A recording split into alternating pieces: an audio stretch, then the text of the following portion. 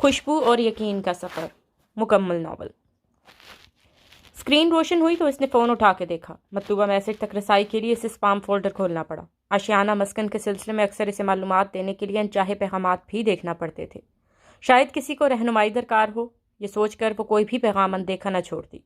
آپ میری کہانی لکھیں نا، 6 لفظی مان بھرے استحقاق نے اسے جواب ٹائپ کرنے پر اکسایا۔ فیک آئی ڈی بھی تو ہو سکتی ہے، دماغ نے تعویل کھڑی۔ فیک ہوئی بھی تو زیادہ سے زیادہ کیا ہو سکتا ہے، بات کر لینے میں کیا حرج ہے۔ دل نے دماغ سے جرح کی۔ کمرے کے در و دیوار کی خستہ حالت اس کے مکین کی بیمائگی کا نوحہ کہہ رہی تھی۔ کمرہ کیا تھا، کاٹ کباڑ سے بھرا اسٹور روم تھا، جس کے ایک کونے میں جگہ بنا کر پرانا پلنگ اور ٹوٹی ہوئی میز رکھی گئی تھی۔ پلنگ اور اس پر بکھرا وجود گواہی دے رہا تھا کہ وقت کے ہر فرعون کو شکست ہو کر ہی رہتی ہے۔ ظلم اور ظالم دونوں بالآخر انجام کو پہنچ کر رہتے ہیں۔ سوائے لوگوں، عبرت حاصل کرو۔ اللہ، میں نے کسی کو کیا بگاڑا تھا؟ کمرے کی سیلن زدہ دیواروں سے ٹیڑھے منہ سے کیا گیا سمجھ میں نہ آنے والا بین ٹکرا کر اس کے پاس لوٹ آتا کہ دیواروں نے بھی اس کی فریاد پر کان بند کر دیے تھے۔ وہ دیواریں جو مظلوم کی آہ پر بھی نہ تڑپیں، وہ عروج کے زوال پر کیوں زبان کھولتیں؟ دائیں ہاتھ سے گھنٹی بجا بجا کر گھر کے واحد مالکن کو پکارتا رہ جاتا جو اپنے نام کے ساتھ ساتھ مزاج کی بھی ملکہ تھی۔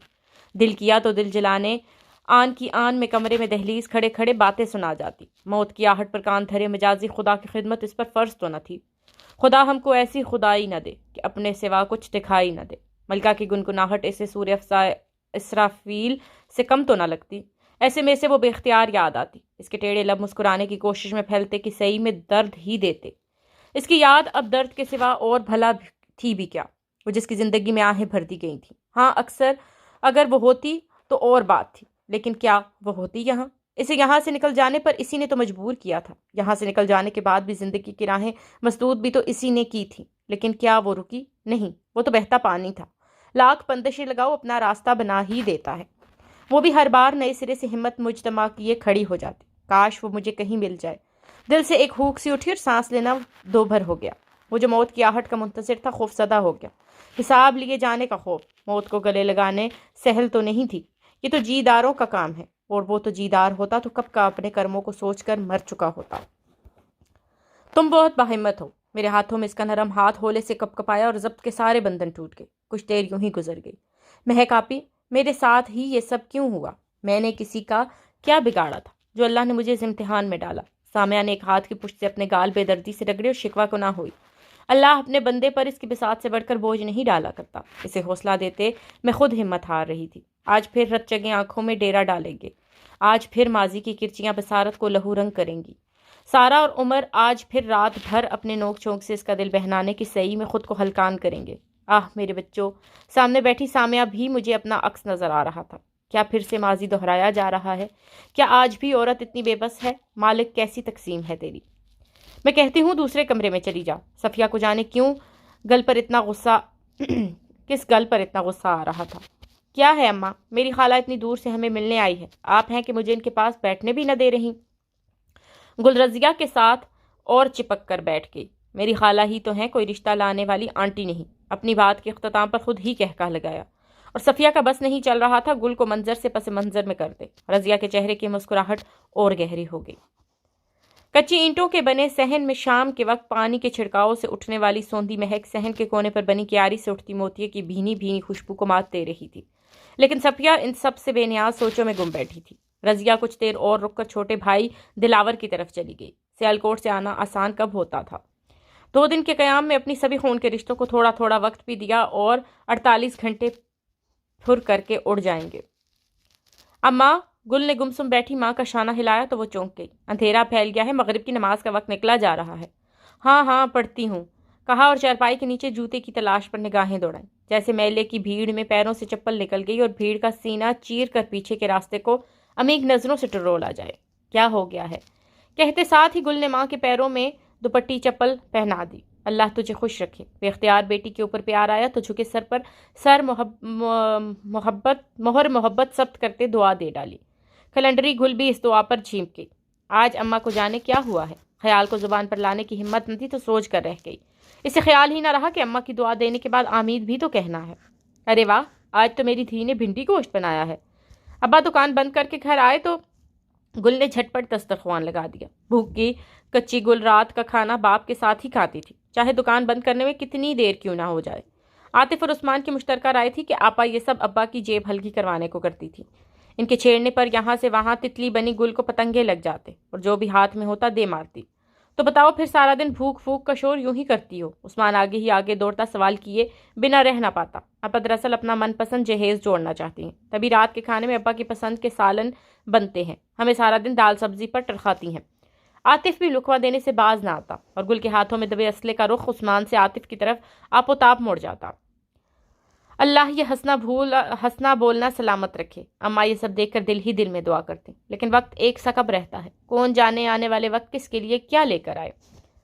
رضیہ باجی آئی تھی۔ کل کھانے کے بعد اماں ابا کے لیے چائے دے کر نکلی تو اماں کی سرگوشی پر وہ جو باورچی خانے کا جالی والا دروازہ بند کرنے جا رہی تھی جانے کیوں رک سی گئی۔ اماں آج اتنا عجیب برتاؤ کیوں کر رہی ہیں؟ انجانے خدشے نے سر اٹھایا۔ شبان کے لیے گل کا ہاتھ مانگنے۔ اماں کی سرگوشی کمرے کی دہلیز سے باہر نکلی تو گل کا دل ایک پل کو دھڑکنا بھول گیا۔ شابان بھائی تو مجھ سے بہت بڑے ہیں۔ گل نے سر جھٹکا اور باورچی خانے کے دروازے کی کنڈی لگا کر سونے چلی گئی۔ بلی کھانے پینے کے برتنوں میں منہ مار دیتی تھی، تبھی رات کو باورچی خانے کے دروازے کی کنڈی یاد سے لگانا نہ بھولتی۔ لاکھ کھلنڈری سے ہی، لیکن ماں کی دھی ذمہ داریوں کو بڑے دل سے نبھاتی تھی۔ میٹرک کے بعد پڑھائی میں دل نہ لگا تو گھرداری کو اوڑھنا بچھونا بنا لیا۔ اس کی سہیلیاں کالج جاتی اور وہ اماں کے سے کبھی بریانی تو کبھی قورمے کی ڈشیں بنانا سیکھتی۔ فارغ وقت میں لان میں کھلی بہار کو اور نکھارتی۔ اسے موتیے کی خوشبو بہت پاتی تھی۔ شام کو سرخ اینٹوں کے بنے صحن میں پانی کا چھڑکاؤ کرتی تو طبیعت اور بھی کھل اٹھتی۔ اماں ابا کو اینٹوں سے بنائی صحن اور کیاری میں لگے پھول پودے بہت عزیز تھے۔ دونوں کا شوق بڑی اولاد میں بھی منتقل ہو گیا تھا، تبھی سرخ اینٹوں کا بنا صحن پرک کے فرش میں تبدیل نہیں ہوا تھا۔ رضیہ صفیہ دو ہی تو بہنیں تھیں، دلاور ان کا اکلوتا بھائی۔ رضیہ کی شادی دور پار کے رشتہ داروں میں ہوئی تھی جو سیالکوٹ میں رہتے تھے۔ صفیہ اور دلاور بہت قریب رہتے تھے تو رضیہ دوسرے شہر میں۔ یہ دونوں ایک ہی گلی میں رہتے تھے۔ بڑی بہن مہمانوں کی طرح سال میں ایک آدھ بار چکر لگا لیا کرتی تھی۔ شبان اور ثانیہ رضیہ کے دو ہی بچے تھے تو دلاور کا ایک ہی بیٹا تھا نعمان۔ صفیہ کے 3 بچے تھے، گل، عثمان اور عاطف۔ ثانیہ کی شادی 2 سال پہلے ددیال میں ہوئی تھی۔ گل کی میٹرک کے امتحان ہو رہے تھے۔ منظور علی دکان بند نہیں کرتے تھے، سو بہن نے بھائی باوج کے ہاتھ شادی کا تحفہ بیچ کر بہن سے معذرت کر لی تھی۔ اب 2 سال بعد بہن بانجی کا ہاتھ مانگنے آ گئی تو صفیہ کیسے انجان شخص کے ساتھ بیٹی بیاہتے تھی جسے بہت سال پہلے دیکھا تھا۔ انجانے خدشے سے دل دھڑک رہا تھا، جبکہ منظور علی کے خیال میں یہ رشتہ گل کے لیے مناسب تھا۔ شمال مقامی اخبار میں نائب مدیر کی پوسٹ پر ہونے کے ساتھ ساتھ دیگر کئی اخبارات پہ کالم بھی لکھتا تھا۔ بظاہر سب ٹھیک لگ رہا تھا، لیکن کیا ضروری ہے جو دکھائی دے وہی حقیقت بھی ہو؟ پھر کیا کہا باجی نے؟ سلیمہ نے بڑی نند کے کان میں سرگوشی کی۔ دلاور اس رشتے سے لا علم تھا۔ کیا خبر صفیہ انکار کرتے تو چھوٹے بھائی کے سامنے سبکی نہ ہو، اسی لیے اس گھر کے سربراہ کو لا علم رکھا گیا تھا۔ نند بھابھی دھیمی آواز میں گفتگو جاری رکھے ہوئے تھے۔ ابھی تو کچھ نہیں کہا، لیکن منع بھی کیوں کریں گی؟ میرے بچے میں کوئی عیب ہے کیا؟ اپنی بات کے جواب میں جانے کیوں رضیہ نے نظریں چرائی۔ اللہ نے آپ کی بھی سن لی باجی، دوسرے شہر میں تنہائی دور ہونے کا سامان بن گیا۔ سلیمہ نے نند کا ہاتھ دبا کر بھرپور خلوص کا مظاہرہ کیا۔ سچ تو یہ تھا کہ اس کا دل بلیوں اچھل رہا تھا۔ دلاور گل کو بہو بنانے کا ارادہ رکھتا تھا اور اپنی بھتیجی کو لانا چاہتی تھی۔ رہ کے نعمان تو اس کی مرضی کس نے دیکھنی تھی؟ جو ماں باپ کہیں گے وہی کرے گا۔ روایتی مشرقی بیٹوں کی طرح اپنی خواہشات کا گلا گھونٹ کر اسے گل پسند تھی، لیکن ماں کو نہیں۔ گھر میں آنن فانن گل کی شادی کا شور مچ گیا۔ منظور علی نے جانے گل سے کیا کہا کہ بیٹی کا سر آپ ہی باپ کی رضا میں اس بات میں جھک گیا۔ بیٹیاں تو مان ہوتی ہیں باپ کا۔ منظور علی کو اس پل گل پر ڈھیروں پیار آیا۔ رضیہ 2 ماہ بعد کی تاریخ اور گل کے کپڑوں جوتوں کا ناپ لے کر چلی گئی اور 2 ماہ پلک جھپکتے میں بیت گئے۔ دیوار گیر گھڑیال نے 7 کا الارم بجایا تو وہ ہڑبڑا کر اٹھ گئی۔ اتنی دیر سونے کی تو عادی نہ تھی، پھر آج تاخیر کیسے ہو گئی؟ لمبے گھیلے بالوں کو جوڑے کی شکل میں لپیٹتی چہرے کے گرد میرون شال کا حالہ لیے باہر نکلی۔ رضیہ کچن میں برتن پٹک رہی تھی۔ غضب خدا کا، ہمارے گھر میں آج تک کوئی اتنی دیر تک نہیں سویا۔ ماں نے سکھا کر نہیں بھیجا کیا؟ خالہ وہ پتہ نہیں چلا بس۔ گل نے خفت سے سر جھکا لیا۔ اچھا بس اب رونے نہ لگ جانا، گھر مہمانوں سے بڑا پڑا ہے، کوئی دیکھے گا تو خاندان بھر میں باتیں بنے گی۔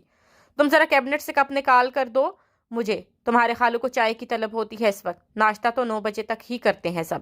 چائے بن رہی ہے یا پائے؟ امیر الدین کچن کے دروازے کھڑے ترشی سے بولے تو رضیہ کے ہاتھ پاؤں ہی پھول گئے۔ بہو کے سامنے سبکی ہو جائے گی سوچا نہیں تھا۔ بہو بھی اٹھ گئی، کہہ کر جیب میں ہاتھ ڈال کر چابیوں کا گچھا نکالا۔ گل کی نظر اب پڑی تھی۔ وہ ایک کیبنٹ کا لاک کھول کر چینی پتی کی بھرتیاں باہر نکال رہے تھے۔ مارے حیرت کے اس کا منہ کھلا رہ گیا۔ کھانے کی ساری چیزیں اس کے خالو تالے میں رکھتے تھے۔ اپنے لیے چائے اب خود بناؤ۔ ایک کٹوری میں چینی اور پتی اور فریج سے کپ میں دودھ نکال کر سلیب پر رکھتے ہوئے کہا اور کیبنٹ میں برنیاں رکھ کر پھر سے مقفل کر دیں۔ جاتے جاتے فریج کا لاک لگا دینا، دیکھنا نہ بھولے۔ دوپہر کا ولیمہ تھا کہ لاہور سے آنے اور پھر جانے میں وقت لگنا تھا، سو رات کے فنکشن کی بجائے دن میں تقریب رکھی گئی تھی۔ کل کچھ دن بعد شیبان کے ساتھ لاہور آ جائے گی کہہ کر رضیہ نے بہن بہنوئی کو رخصت کر دیا، اور گل جو اماں سے یوں بہت ساری باتیں کرنا چاہتی تھی دل میں خواہش دبائے بیٹھی رہی۔ گھر میں کھانے پینے کی تمام اشیاء امیر الدین تالے میں رکھتے تھے۔ کب کیا کتنا پکانا ہے سب ان کی مرضی سے طے ہوتا۔ گل کے لیے سب نیا بھی تھا اور عجیب بھی۔ منظور علی صفیہ کو ایک مخصوص رقم دے دیا کرتے تھے۔ اپنی دکان ہونے کے باوجود وہ مہینے کا سودا سلف اپنی ہی دکان سے رقم دے کر منگوایا کرتی تھی۔ دکان کا بجٹ بھی آؤٹ نہیں ہوتا تھا اور انہیں کم میں مرضی سے گزارا کرنے کی بھی عادت ہو گئی تھی۔ اسے رضیہ حالت پہ حیرت ہوتی تھی، کیسے سب برداشت کرتی ہیں۔ اس گھر کی خواتین ظلم کے ساتھ ساتھ جبر سہتے رہنے کی عادی ہو گئی تھیں۔ ثانیہ کی شادی کے بعد اس کے حصے کا جبر سہنا برداشت نہ ہوا تو رضیہ بھانجی کو لے آئی۔ ارے بنجر ہے بنجر، میرے بچے کا کوئی وارث نہیں ہوگا، دیکھ لینا سب۔ رضیہ نے سینے پر 2 ہتھڑ مارے۔ دوسرے ہی مہینے کو یہ کیسے کہہ سکتا ہے کہ وہ ماں نہیں بن سکتی؟ خالہ کاش آپ بیٹے کی الماری میں کپڑوں کی تہ میں چھپی رپورٹس کی فائل دیکھ لیتی تو یوں سریعام سینہ کو بھی نہ کرتی۔ زبان چلاتی ہے، دل کی بات زبان پر لے بھی آتی تو کس نے یقین کرنا تھا؟ پھر شیبان کا ہاتھ اٹھتا تو رکنا بھول جاتا، اور یوں رضیہ کے حصے کی آدھی مار گل کا نصیب تو بنتی ہی، ساتھ ساتھ رات بھر صحن میں ننگے سر اور پیر کے ساتھ گزارنے کی اذیت بھی جھیلتی۔ شبان ان مردوں کے قبیل سے تھا جو عورت کو پیر کی جوتی نہ صرف سمجھتے ہی ہے بلکہ وقت پر اس جوتی پر لگی نام نہاد انا کی گرد جھاڑ کر اسے اس کی اوقات بھی یاد دلا دیا کرتے تھے، پھر چاہے سامنے ماں ہو، بہن ہو یا بیوی۔ ہاں وہ ماں پر تشدد کرتا تھا بدبخت۔ بچپن ماں کو مار کھاتے دیکھ کر رخصت ہوا تو سبق دے لیا کہ عورت ہے ہی تشدد کیے جانے کے لائق، چاہے کسی بھی روپ میں ہو۔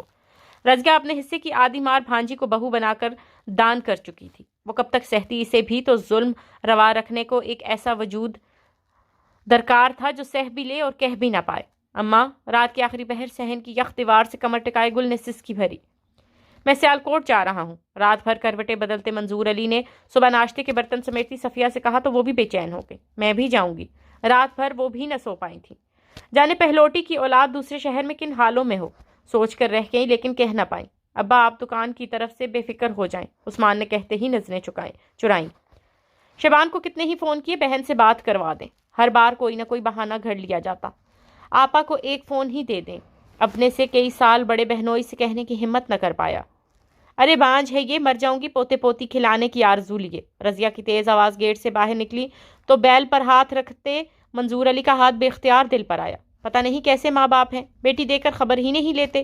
برابر کے دروازے سے باہر نکلتے بزرگ نے بلند آواز سے افسوس کیا تو دونوں کو کچھ غلط ہونے کا احساس ہوا۔ گیٹ کھلا ہوا تھا سو بیل دینے کا تکلف کیے بنا دونوں اندر چلے آئے۔ بیٹی کی 2 روٹیاں بھاری نہیں مجھے، غلط ہوا تو صحیح بھی میں کروں گا، یہ سوچ لیے وہ اندر داخل ہوئے تو گل سر جھکائے خود پر لگائے جانے والے الزامات سہ رہی تھی۔ کیا ہوا ہے یہاں؟ منظور علی سالی کے آگے دو بدو ہوئے تو رضیہ گڑبڑا گئی۔ گل بھی اماں باوا کو اچانک سامنے پا کر ڈر گئی۔ اب جانے کیا ہو، ابا تو کیا کبھی اماں نے بھی اسے ہاتھ نہ لگایا تھا۔ اب یہ عالم تھا کہ مجازی خزا کی مار سہتی اور رات بھر بدلے میں سزا بھی کاٹتی۔ کچھ بھی تو نہیں، چھوٹی چھوٹی باتیں تو ہر گھر میں ہوتی ہیں، چھوٹی چھوٹی باتیں گھر کی دہلیز پار کرنے لگیں تو چھوٹی نہیں رہتی۔ ہاں لے جاؤ اپنی بدکردار اولاد کو یہاں سے، لیکن یاد رکھنا واپس یہیں آئے گی، یہ نہ آئی تو زمین تنگ کر دوں گا اس پر، موت کی آرزو میں سسکتی پھرے گی۔ شیبان نے لحاظ کا چولا اتار پھینکا اور دھمکانے پر اتار آیا۔ ابلاغیات کا ڈگری یافتہ معروف یوٹیوبر، کالم نگار، نائب مدیر اپنی زبان سے مغلیات بکتا اپنے نام سے پہلے لگے اعزازات کی نفی خود ہی کر رہا تھا۔ کاش کہ کسی یونیورسٹی میں اخلاقیات کی ڈگریاں بھی ملا کرتی۔ منظور بھائی آپ میری بات سنیں، اسے چھوڑیں، جوان ہون ہے، پھر گل سے پیار بھی تو بہت کرتا ہے۔ بیوی کے جانے کا سن کر غصہ کر رہا ہے۔ گل میری بچی خیر سے جا، جب آنا ہو خالہ کو فون کر دینا، میں اپنی بیٹی کو خود لینے آ جاؤں گی۔ رضیہ نے مصلحتاً محبت کا مظاہرہ کیا۔ گل خالی نظروں سے کبھی اپنے ماں باپ کو دیکھتی اور کبھی زہر اگلتے جیون ساتھی کو تو کبھی خالہ کے پینترے بدلنے کو۔ صفیہ اور منظور علی خاموشی سے گل کو اپنے ساتھ لے گئے۔ اب لاہور جا کر ہی بیٹی سے ساری بات کریں گے۔ چچی اتنا بڑا گھر تو ہے ان کا، ہماری سدرا کے نصیب جاگ جائیں گے، آپ مجھ پر بھروسہ تو کریں۔ تانیہ کب سے چچی کو رام کرنے کی تگ و دو میں تھی۔ اس کے دور پار کے سسرالی رشتہ داروں نے سدرا کا ہاتھ مانگا تھا۔ ایسے کیسے بیٹی دے دے؟ میں انہیں جانتی بھی نہیں۔ سدرا کتنے کرب سے گزری ہے یہ سارا خاندان جانتا ہے۔ بدبخت نے کیسا ظلم ڈھایا میری پھول جیسی بچی پر۔ اب زندگی کی طرف لوٹی ہے تو تم کہتی ہو اجنبیوں پر بھروسہ کر لوں؟ نہ چندا، یہ مجھ سے نہیں ہوگا۔ چچی نے ہاتھ کھڑے کر دیے۔ اچھا آپ میرے ساتھ چلیں، گھر بار سب دیکھ لیں، دل مانے تو ہاں، نہیں تو نہ۔ تانیہ نے ہار نہیں مانی۔ گل رات کو اکثر نیند میں ڈر جاتی، کبھی بڑبڑانے لگتی۔ صفیہ کان لگا کر سنتی تو مانو دل چیر جاتا۔ شیبان اتنا گھٹیا انسان نکلے گا یہ اس نے سوچا بھی نہ تھا۔ گھر میں سوگ کی سی حالت تھی۔ عثمان، عاطف الگ پریشان تھے۔ ان کے ہنسنے بولنے والی آپا کو چپ لگ گئی تھی۔ اماں یہ گندی عورت کیسی ہوتی ہے؟ شیبان مجھے گندی عورت کہہ کر بلاتا تھا۔ خالہ کہتی تھی چھنال ہے یہ۔ اماں یہ چھنال کون ہوتی ہے؟ اور صفیہ شرم سے پانی پانی ہو جاتی۔ ایک ہی ماں کے بچے ایک دوسرے سے کیسے اتنے مختلف نکلتے ہیں؟ اماں وہ خالہ کو بھی مارتا ہے، اسے ڈر نہیں لگتا اللہ سے؟ کہتا ہے تم عورتیں ہو ہی اسی لائق، خالہ تو اس کی ماں ہے، کوئی ایسا کیسے کر سکتا ہے؟ دماغی رو بہکنے لگتی تو بولتی ہی چلی جاتی۔ بدبخت کی قبر میں کیڑے پڑیں گے، دنیا میں بھی عذاب جھیلے گا۔ نہ اماں بد دعا نہ دینا، بس اللہ پر چھوڑ دو، میں نے بھی تو چھوڑ دیا ہے نا، وہ حساب لے گا۔ گل کے آنسوؤں میں روانی آ جاتی تو صفیہ اسے اپنے بازوؤں کے حالے میں چھپا لیتی۔ کیا سے کیا ہو گیا تھا ان چند مہینوں میں؟ گل کا علاج چل رہا تھا۔ اس کے معالج نے صفیہ کو اس کا سایہ بنا رہنے کو کہا تھا۔ وہ بولے تو گھر کے سارے کام چھوڑ کر اسی کو سنا جائے۔ ایک روز اخبار میں کالج کا اشتہار دیکھا تو بے اختیار گل نے بے بسی سے جلی حروف میں لکھے ایڈمیشن پر ہاتھ پھیرا۔ پڑھائی سے دور بھاگنے والی کے دل میں بہت سارا پڑھنے کی خواہش میں چلنے لگی تھی۔ اماں وہ مجھے مار دے گا۔ سدرا نے رات کے اس پہر ماں کے پیچھے چھپنا چاہا۔ کوئی بھی تو نہیں ہے یہاں؟ اچھا سن، ادھر میرے ساتھ ہی لیٹی رہ، نیند نہیں آ رہی تو بتا دے، ہم دونوں بہت ساری باتیں کریں۔ ماں نے نرمی سے بالوں میں انگلیاں پھیری۔ ماں کا دل کٹ جاتا اسے اس حالت میں دیکھ کر۔ کیسے ظالم تھے، ظلم ڈھاتے تھکتے نہ تھے۔ نہ ان کے سورج غروب ہونے میں آ رہے تھے، کبھی دھمکیاں آمیز فون کالز تو کبھی گھر میں پتھراؤ کیا جاتا۔ نکاح پر نکاح کرے گی بد کردار، دیکھنا تیری بیٹی کو کہیں چین نہیں لینے دوں گا، موت کی آرزو میں تڑپتی رہے گی۔ ہر بار یہ دھمکی دی جاتی اور ہر بار بیٹی سے سب چھپایا جاتا۔ جانے کس نے سدرا کے رشتے کی خبر وہاں کر دی تھی؟ چچی آپ نے بتایا نہیں پھر؟ تانیہ نے 2 دن جانے کیسے صبر کیا۔ چچا کی دکان پر جاتے ہی آ گئی۔ سدرا کی طبیعت ٹھیک نہیں، اس کو اس حالت میں اکیلا نہیں چھوڑ سکتی۔ دیور کی بیٹی کے سامنے بے بسی ظاہر کی۔ اس کی شادی نہیں کریں گی تو یوں ہی دھمکیاں دیتا رہے گا۔ تانیہ کو کیسے پتا چلا؟ پورا خاندان جانتا ہے کہ وہ دھمکیاں دے رہا ہے۔ نکاح پر نکاح کی حد جاری کروائے گا، یہی کہا ہے نا؟ کب تک اسے چھپا کر رکھیں گی؟ کبھی تو رخصت کرنا ہی ہے۔ دوسرے مرد کا ساتھ ملے گا تو وہ بھی پیچھے ہٹ جائے گا۔ یہ تو بہت اچھی بات ہے، اسے اپنی تعلیم مکمل کرنی چاہیے۔ کسی بھی مشکل میں تعلیم ہی اس کی ڈھال بنے گی۔ معاشی طور پر خود کفیل عورت سے مرد ڈرتا ہے، جو بھی مشکل وقت ہے اسے سہنا تو ہوگا۔ گل کے چیک اپ کے بعد صفیہ سے اکیلے میں بات کرتے ہوئے اس کی زندگی کی جانب واپس لوٹنے پر خوشی کا اظہار کیا۔ معالج کے لیے اس سے اچھی بات اور کیا ہو سکتی ہے کہ مریض علاج پر راضی تو ہے ہی ساتھ خود کو حالات کے مقابلہ کرنے کے لیے تیار بھی کرے۔ اماں میں پڑھنا چاہتی ہوں، بہت ساری ڈگریاں لینی ہیں مجھے۔ گل نے ماں کے سامنے اپنی خواہش رکھی تو صفیہ خوشی سے نہال ہو گئی۔ صبح چلیں گے۔ صبح بڑی خوشگوار ہوئی تھی۔ ایک مدت کے بعد گل نے سب کے لیے ناشتہ بنایا تو عثمان اور عاطف نے آنکھوں ہی آنکھوں میں اشارے کیے۔ آپا ٹھیک ہوتی جا رہی ہیں۔ باپ کے بیٹھنے پر گرم گرم پراٹھے اور آلو کی بھجیا رکھتی بیٹی کو دیکھ کر بے اختیار منظور علی کو اس پر پیار آیا۔ اللہ ہمیشہ ایسا ہی رکھے۔ ابا جلدی سے فیس کی رقم دے، مجھے کچھ کپڑے اور کتابیں بھی لینی ہیں۔ اماں کے ساتھ کالج جا رہی ہوں، سارے کام آج ہی کریں گے۔ گل کے لہجے میں اجلت تھی۔ آپا آپ کے ہاتھ سے پڑنے والے بیلن کی بار بہت یاد آتی ہے۔ عاطف کی زبان پھسلی۔ بے فکر رہو، تسلی سے مارا کروں گی اب، تمہاری آپا کمی نہیں چھوڑے گی۔ چائے کا کپ خالی کرتی اطمینان سے بولی تو دونوں بھائیوں نے بے اختیار کہکا لگایا۔ ابا آپا کی خلا کے پیپر تیار کروا رہا ہوں۔ سلمان کے بڑے بھائی ہماری مدد کرنے پر تیار ہیں۔ کب تک آپا اس زہریلے بندھن میں قید رہیں گی؟ عثمان نے باپ کے سامنے لاہمل رکھا تو منظور علی نے بھیگی مسوں والے اس نوجوان کو دیکھا جس کے لہجے سے بہن کے لیے تفکرات جھلک رہے تھے۔ وقت کی تلخی نے میرے بچوں کو بہت جلدی بڑا کر دیا۔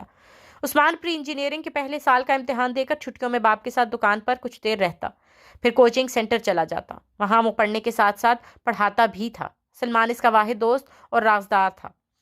گل کے ساتھ ہونے والی ٹریجڈی سے واقف تھا۔ عثمان بھی چاہتا تھا کہ گل نئے سرے سے زندگی شروع کرے۔ آج صبح گل کے امید افزا رویے سے اس کا آغاز ہوا تو باپ سے بات کرنا مناسب سمجھا۔ کالج میں اسٹوڈنٹس کا رش، وہی گہما گہمی جو عموماً کالجز کا حصہ ہوا کرتی تھے۔ ابری ہوئی سرخ اینٹوں کی دیواریں، ایڈمن بلاک میں کلرکوں کے جلدی کرو کا شور مچانا جسے سوچ کر ہی کبھی گل کو گھبراہٹ ہوتی تھی، آج بالکل بھی برا نہ لگا۔ گل کا داخلہ تاریخ نکلنے کے باعث ڈبل فیس کے ساتھ بالآخر ہو ہی گیا تھا۔ کتابوں، رجسٹروں اور یونیفارم کے بڑے بڑے شاپر اٹھائے گھر واپس آئی تو عثمان اور عاطف جو کھانا کھانے گھر آئے تھے آپا کے ہاتھوں سے خریداری کے شاپر چھین کر گول گول گھومنے لگے۔ گل تھکی ہوئی تو تھی، انگور کی بیل کے سائے میں دھری چارپائی پر سستانے لگی۔ بدتمیزوں، بہن کو پانی کا پوچھا نہیں اور لگے ستانے۔ خفگی کا اظہار کیا تو عثمان جھٹ پٹ پانی کی بوتل اور گلاس لیے بوتل کے جن کی طرح حاضر ہو گیا۔ لو آپا، کیا یاد کرو گی؟ اس کے مؤدب انداز پر صفیہ بھی ہنسنے لگی۔ تم تو اس وقت کوچنگ سینٹر میں ہوتے ہو نا؟ پانی کے 2 گلاس پینے کے بعد گل کو یاد آیا تو بھائی کے گلاس لینا نہ بھولی۔ وہ میں اپنی اماں اور آپا کو کھانا دینے آیا تھا، آپ تھکی ہوئی آئیں گی یہی سوچ کر جیب ہلکی کی۔ سلیب پر رکھا ہے، گرم گرم کر کے کھا لینا۔ ہم دونوں نے تو کھا لیا ہے، اب جا رہے ہیں۔ اور ہاں، یاد سے، یہ سارے شاپر میں خود کھولوں گا شام کو، خبردار جو کسی نے ہاتھ پہ لگایا تو۔ عثمان کی پیار بھری دھمکی پر گل نے ہاتھ میں پکڑا اسٹیل کا گلاس اسے مارنے کو اوپر کیا تو اس نے بھاگنے میں عافیت جانی۔ میرے لیے کیا حکم؟ عاطف مسخروں کے انداز میں جھکا تو گل نے اسٹیل کا گلاس چھوٹے بھائی کی کمر پر جڑ دیا۔ بڑا نہیں تو چھوٹا سے ہی۔ اور جواب میں عاطف کی آہ اوئی ہائے مر گیا کی آوازیں بلند ہوئیں۔ عثمان ہمیشہ بچہ آیا کرتا، بلکہ عاطف اس کی ڈھال بنا آگے آتا اور بڑے بھائی کی ہمیشہ آپا کی مار سے بچا لیا کرتا تھا۔ رات اپنے جوبن پر تھی، پورا چاند صحن میں پھیلی چاندی رات کی رانی کی خوشبو اور چارپائی پر پیر لٹکائے اپنے بکھرا وجود لیے بیٹھی تھی۔ سارا دن خود کو سنبھالنے کی تگودو میں اب ہلکان ہو گئی تھی۔ عثمان بہن کو کمرے میں نہ پا کر باہر آیا۔ مجھے آپ سے بات کرنی ہے۔ باپ سے بہن کے خلا کی بات کرنے والا یہ نوجوان اب بہن کو قائل کرنا چاہتا تھا۔ سلمان کے بھائی ایڈوکیٹ ہیں، وہ ہماری مدد کرنا چاہتے ہیں۔ عثمان نے تمہید باندھی۔ بہن پر داغ لگوانے میں مدد؟ گل کے لہجے میں تلخی کھلی۔ آپا، میں صرف اتنا جانتا ہوں کہ طلاق یا خلا اللہ کا ناپسندیدہ عمل ضرور ہے، مگر حلال ہے۔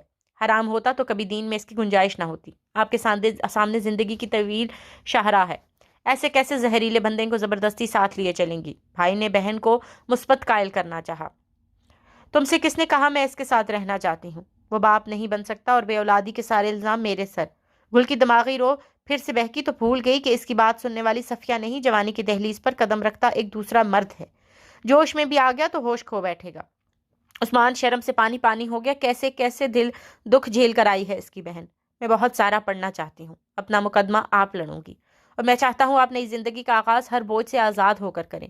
عثمان بات کے اختتام پر کھڑا ہو گیا اور لمبے لمبے ٹھگ برتا برآمدے کی طویل راہداری کے آخری سرے پر بنے اپنے کمرے کی تاریکی میں گم ہو گیا۔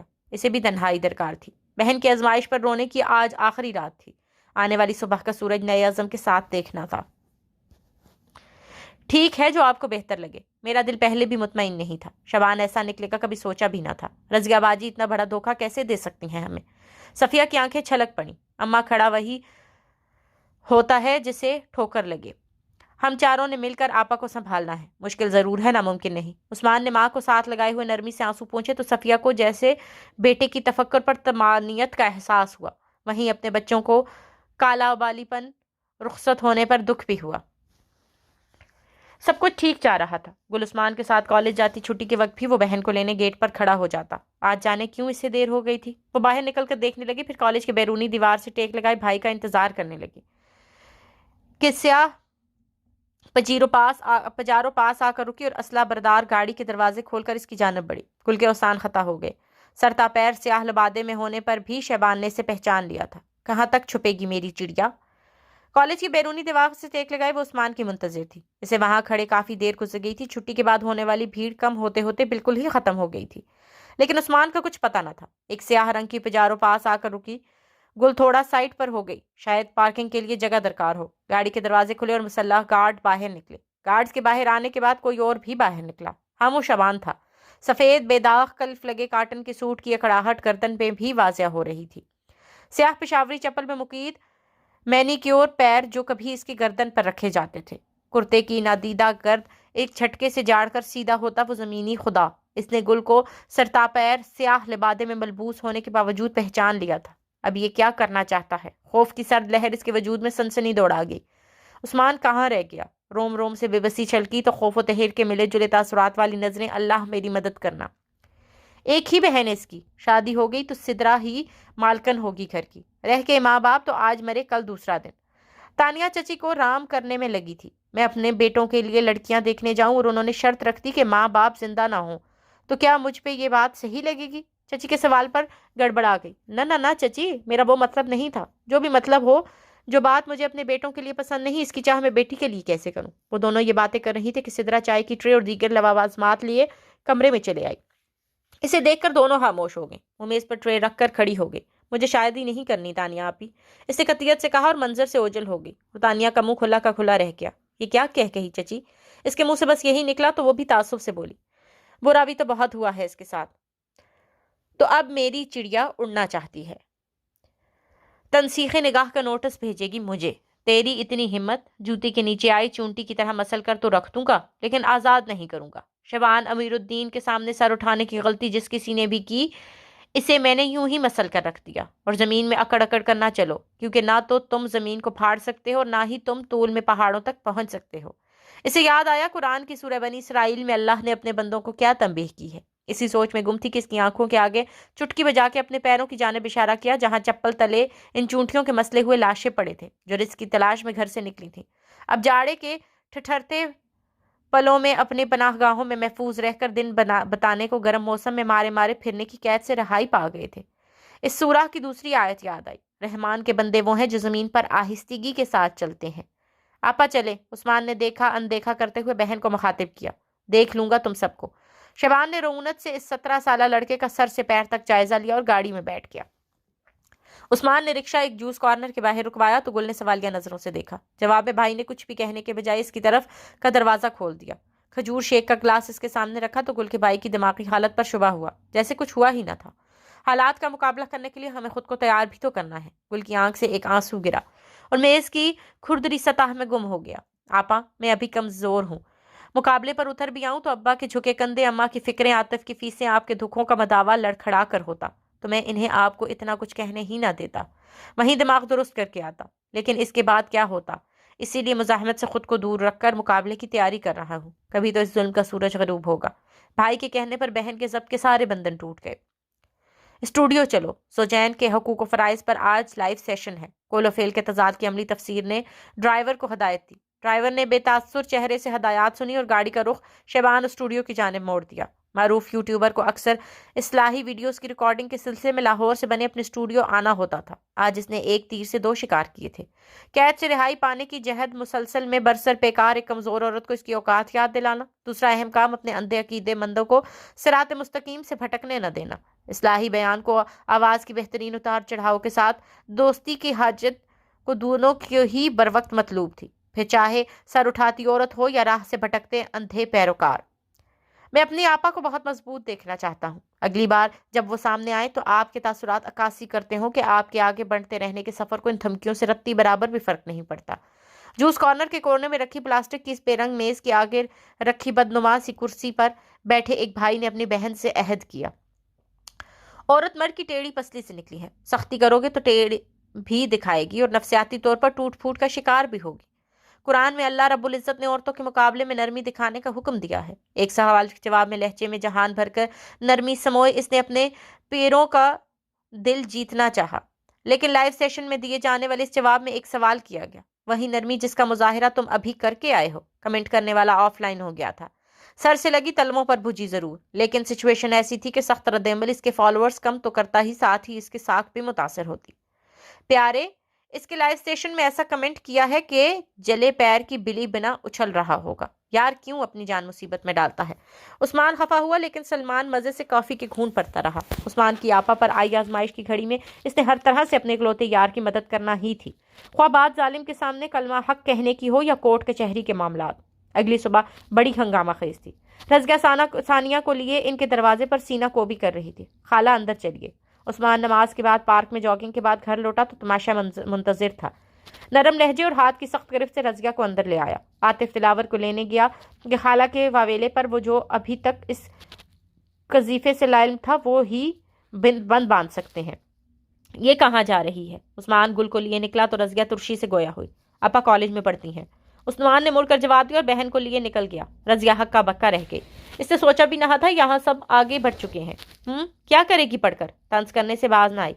کم از کم وہ نہیں کرے گی جو آپ کا بیٹا کر رہا ہے، صفیہ نے سرد لہجے میں کہا تو بہن بیٹی کے حالات کی سنگینی کا ادراک ہوا۔ پولوں کے نیچے سے بہت سا پانی بہہ چکا تھا۔ باجی شبان کو ایک موقع تو ملنا چاہیے نا، دلاور نے چھوٹی بہن سے منت کی۔ کل اس نے میری بچی کو کالج کے باہر دمکایا ہے۔ آج تم کہتے ہو کہ ایک موقع تو ملنا چاہیے اس مرد کو جو اپنی جسمانی عیب میری بچی پر بے اولادی کے الزامات لگا کر چھپانا چاہتا ہے۔ بھانجے کا مقدمہ لڑنے دلاور کی زبان ایک پل کو گنگ ہوئی۔ اسے بہت ساری باتوں سے لائم رکھا گیا تھا۔ گھر بسانے کو سب مار کھاتے ہیں، گل شوہر کی مار کھا کر کوئی انوکھا کام نہیں کر رہی۔ رضیہ نے منطق پیش کی۔ کہاں لکھا ہے کہ مار کھائی جائے تو ہی گھر بستے ہیں؟ منظور علی بھی بول پڑے۔ لکھا تو ہے قرآن میں، بس کر دیں باجی، کس عورت کے لیے کس درجے پر اس کا حکم ہے جانتی ہیں؟ نہیں، اس لیے آدھے ان کی بنیاد پر کہہ رہی ہیں۔ ہماری گل ہماری عزت ہے، اس پر غلاظت پھینکنا اپنے اوپر ہی گندگی ڈالنا ہے۔ دلاور کی برداشت سے باہر ہو رہا تھا۔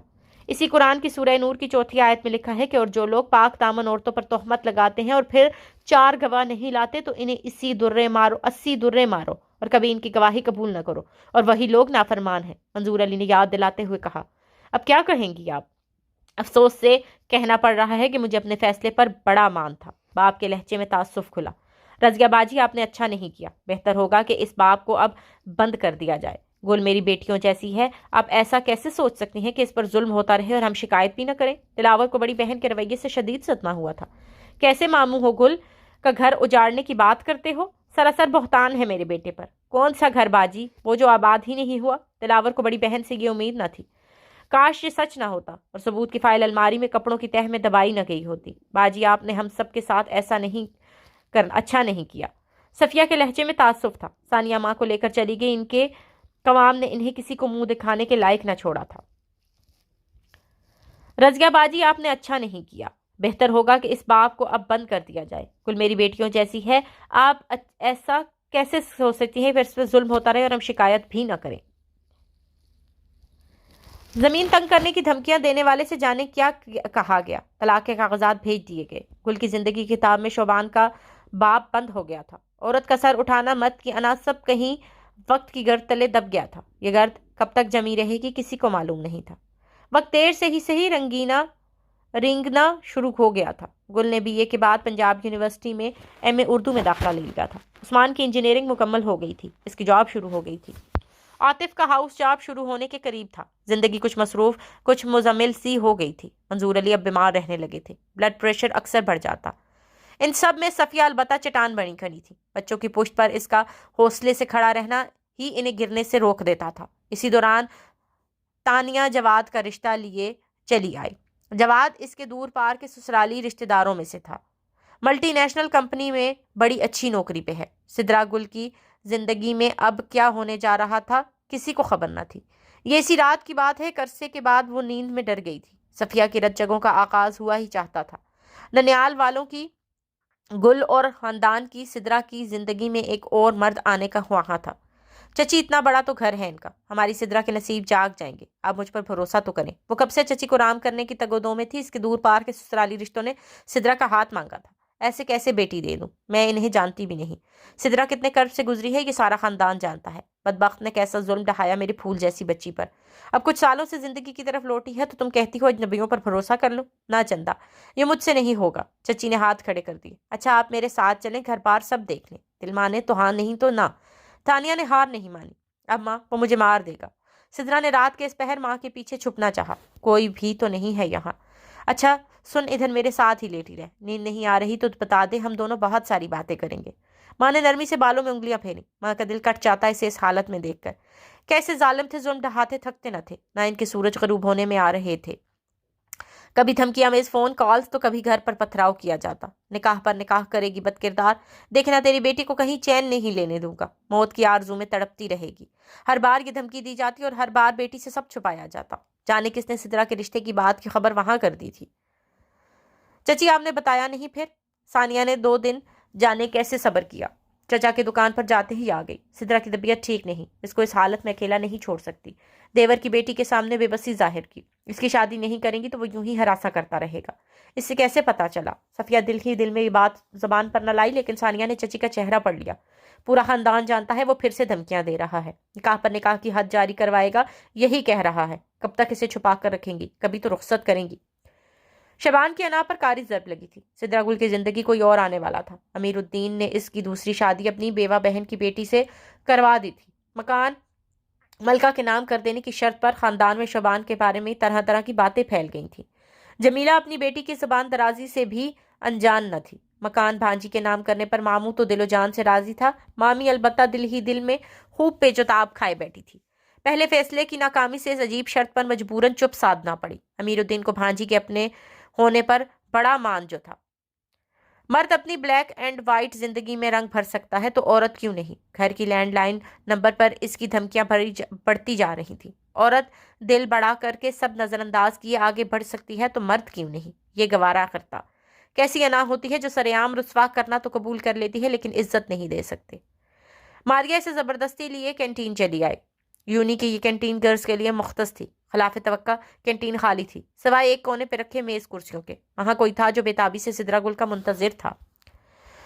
گھر کیا تھا؟ رنگوں اور پھولوں کی کہکشاں تھا۔ بیرونی گیٹ پر لپٹی بوگن ویلیاں کی بہار، گیٹ سے اندر عشق پہچان کے غم و پیچ میں راہ سے بھٹکتی نظریں، سرخ و سفید گلاب کی بہار۔ صفیہ تانیہ کے اصرار پر اس کے ساتھ جواد کے گھر چلی آئی تھی۔ رشتہ مناسب لگتا تو اگلے مرحلے پر منظور علی کے ساتھ آتی۔ میری رانیہ کے شوق ہیں یہ سب۔ فریدہ نے آنے والوں کی ستائشی نظریں بھانپ لی تھیں۔ بی اے کے بعد فراغت کے وقت کی محنت ہے یہ۔ وہ پھر سے گویا ہوئی۔ ماشاء اللہ، میرا جواد بھی کسی سے کم نہیں۔ آپ کی بچی تو تانیہ کی رخصتی پر دیکھا تھا، دھیمے مزاج کی بچی دل کو بھا گئی، تبھی تانیہ سے گزارش کی۔ فریدہ نے انکساری کا مظاہرہ کیا۔ ارے آنٹی کیسی باتیں کرتی ہیں، ہماری سدرا بہت قابل ہے تو جواد بھائی بھی کچھ کم نہیں۔ تانیہ کی سسرال تھی، لہجے میں نرمی خود بخود در آئی۔ رانیہ نے چائے کے ساتھ دیگر لوازمات لان میں رکھے، میز پر ہی لگا دیے۔ صفیہ وہاں سے واپسی پر مطمئن تھی اور تانیہ کی خوشی چچی کا دل جیتنے کی تھی۔ گارڈز نے ماریا کو گنز کے اشاروں سے باہر جانے کا اشارہ کیا۔ وہ اچانک افتاد سے ڈر کر باہر کو نکلی جہاں طالبات کا رش لگ گیا تھا۔ اندر کیا ہو رہا ہے؟ سب آنکھوں کے اشارے سے ایک دوسرے سے پوچھنے لگی۔ تمہاری سہیلی بھائی نہیں آئی؟ خیر تو ہے؟ لانگ کرتے جینز میں ملبوس چوئنگم چباتے ایک لڑکی تیز تیز بولنے لگی۔ مجھے کیا معلوم؟ ماریا نے کندھے ہچکا کر لا علمی ظاہر کی۔ سب کے کان کینٹین کی دیواروں سے ہی لگ گئے تھے۔ سدرا کے ابا اور عثمان کے ساتھ آؤں گے، بھلے لوگ لگتے ہیں۔ صفیہ نے ارادہ ظاہر کیا۔ ظاہر سب ٹھیک لگ رہا تھا۔ کس کا باطن کیسا ہے اس کی خبر پہلے ہو جائے تو کوئی بیٹی دکھی نہ رہے۔ سبھی والدین بیٹیاں بیاہ کر سکون سے سوئیں، راتوں کو بے چین ہو کر رت جگہ نہ جھیلیں اور اچھوں کی اچھائی سے کوئی نہ کھیلے۔ کندھے پر لٹکے بیگ کی اسٹرپ مضبوطی سے پکڑے وہ سر اٹھائے کھڑی تھی اس کے سامنے جس نے اسے پیر کی جوتی سے زیادہ اہمیت نہ دی تھی۔ نکاح پر نکاح کرے گی؟ حد جاری کروا دوں گا۔ جواب میں مقابل کھڑی معمولی عورت خاموش رہی۔ بولنا وہاں بہتر جہاں قدر ملے، کچھ بھی کہے بنا۔ بے خوفی سے دیکھتی گل سے پہلی بار شعبان امیر الدین کو خوف محسوس ہوا۔ اسے مجھ سے ڈر کیوں نہیں لگا؟ کینٹین سے باہر نکلتے لڑکیوں کے جھمگھٹے پر اچھٹی نگاہ ٹالتے بے خوفی سے دیکھتی دو آنکھوں سے ہراساں کر رہی تھی۔ کیا اس نے سر اٹھا کر جینا سیکھ لیا ہے؟ سر جھٹک کر گاڑی میں بیٹھتے سیالکوٹ کے راستے پر وہ صفیہ کو فون پہ دھمکانا نہ بھولا۔ گل پر اعتماد قدموں سے چلتی کینٹین سے باہر نکلی تو کسی کی طرف دیکھے بنا بس اسٹاپ کی جانب مڑ گئی۔ اسے سالوں پہلے عثمان سے کیا وعدہ بھی نبھانا تھا۔ ڈر اسے اب بھی لگتا تھا لیکن ظاہر نہیں کرنا۔ ماریا اس کے پیچھے لپکی۔ اسے بہت سارے سوالات پوچھنے تھے اور گل کے پاس وقت کم تھا، بہت سارے کام نپٹانے تھے۔ جواد کے رشتے کے لیے سر جھکائے رضامندی کا اظہار، اپنی زندگی کا اگلا لائحہ تشکیل دینا اور راتوں کو خوف زدہ ہو کر اٹھ جانا۔ یہ سچ ہے اس کی زندگی میں آنے والے پہلے مرد کا خوف اس کے لیے آج بھی برے خواب جیسا تھا جس کی تعبیر خواب سے بھی بھیانک۔ یہ بھی سچ ہے کہ اس کی زندگی میں اب شعبان امیر الدین کی حیثیت بھیانک خواب سے زیادہ نہ تھی۔ Barking dogs seldom bite. Matric میں نہ سمجھ آنے والا ایڈیم اب حالات اسے سمجھا رہے تھے مکمل تشریح کے ساتھ۔ سیالکوٹ گھر پہنچتے ہی شعبان امیر الدین کا غصہ سوا ہو چکا تھا۔ صفیہ نے پہلی بار اس کی دھمکیوں کے جواب میں کال منقطع کرنے میں پہل کی تھی۔ اس سے پہلے ہمیشہ اس نے ڈرا دھمکا کر فون بند کیا۔ آج ایسا کیا ہوا کہ پہلے بیٹی اور پھر ماں نے خاموش رد عمل، بنا ڈرے بنا سہمے؟ ایسا کیا ہو گیا تھا پچھلے کچھ سالوں میں؟ کیا عورت بھی مرد کو سر اٹھا کر دیکھ سکتی ہے؟ نادان بھول گیا تھا جسے وہ پیر کی جوتی سمجھا وہی سر پر برسنے جا رہی تھی۔ پاتال کی تہ میں بھی سکون نہیں لینے دوں گا۔ شعبان نے غصے میں مٹھیاں بھینچی۔ دادا کی سدرا اور نانا کی گل کا نصیب اب جواد سے جڑنے جا رہا تھا۔ بظاہر پرسکون انداز لیے اندرونی خدشات میں گھری سدرا گل جذباتی طور پر ٹوٹ پھوٹ کا شکار ہوتی جا رہی تھی۔ گھر میں ادبی ماحول تو تھا ہی، اس کا رجحان لکھنے کی جانب مائل ہو گیا۔ لکھا اور بہت خوب لکھا۔ پہلے ڈائریاں بھریں پھر اس کی لکھت مختلف ویب سائٹ کی زینت بننے لگی۔ شعبان نے یہاں بھی پیچھا نہ چھوڑا۔ ہر بار اس کی تحریر شائع ہونے پر وہ انہیں ڈرانا دھمکانا نہ بھولتا تو صفیہ اور سدرا گل بھی اس کے ڈراموں اور جواب میں فون کریڈل پر پٹخ کر خاموش رد عمل دینا نہ بھولتی۔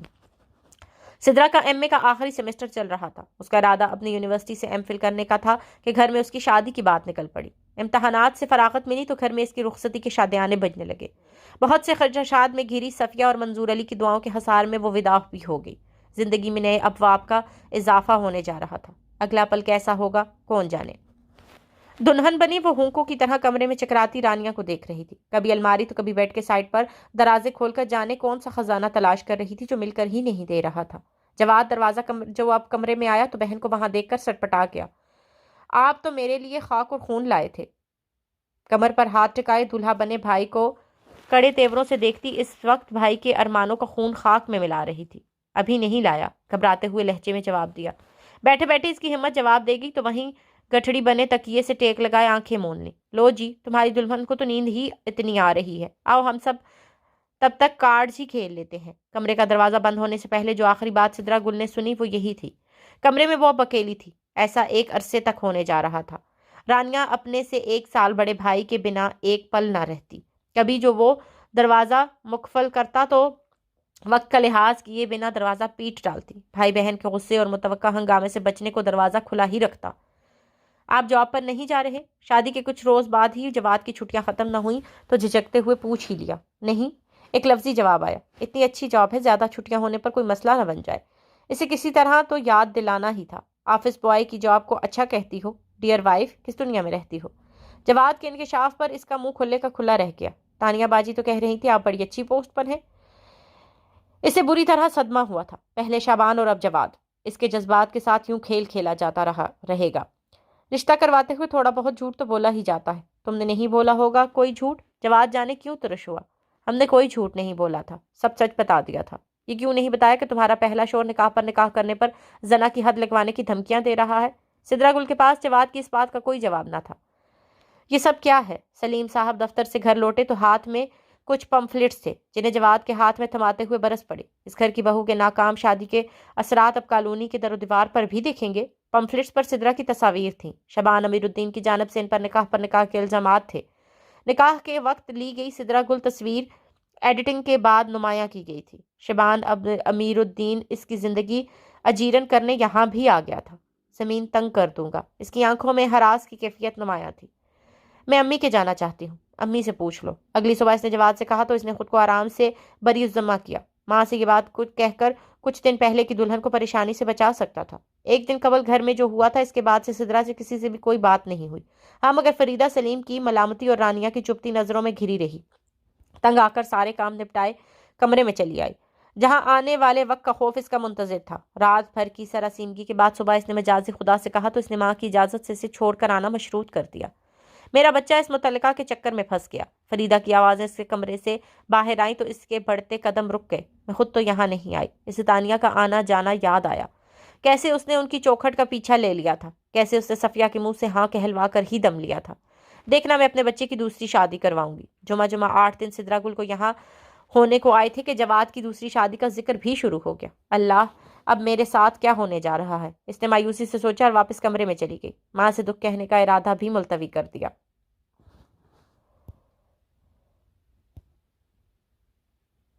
میں آپا کو لے جانے آیا ہوں۔ عاطف کی روانگی ہے آج رات۔ ڈرائنگ روم کے وسط میں رکھے براؤن پوشش والے صوفے پر پرتکلف انداز میں بیٹھے عثمان نے جوس کا گلاس خالی کر کے سامنے دھری میز پر آہستگی سے رکھ کر مدعا بیان کیا۔ ہاں بھائی لے جاؤ، یہی وقت میسر ہے، پھر جانے کب بہن بھائی ایک دوسرے سے ملے۔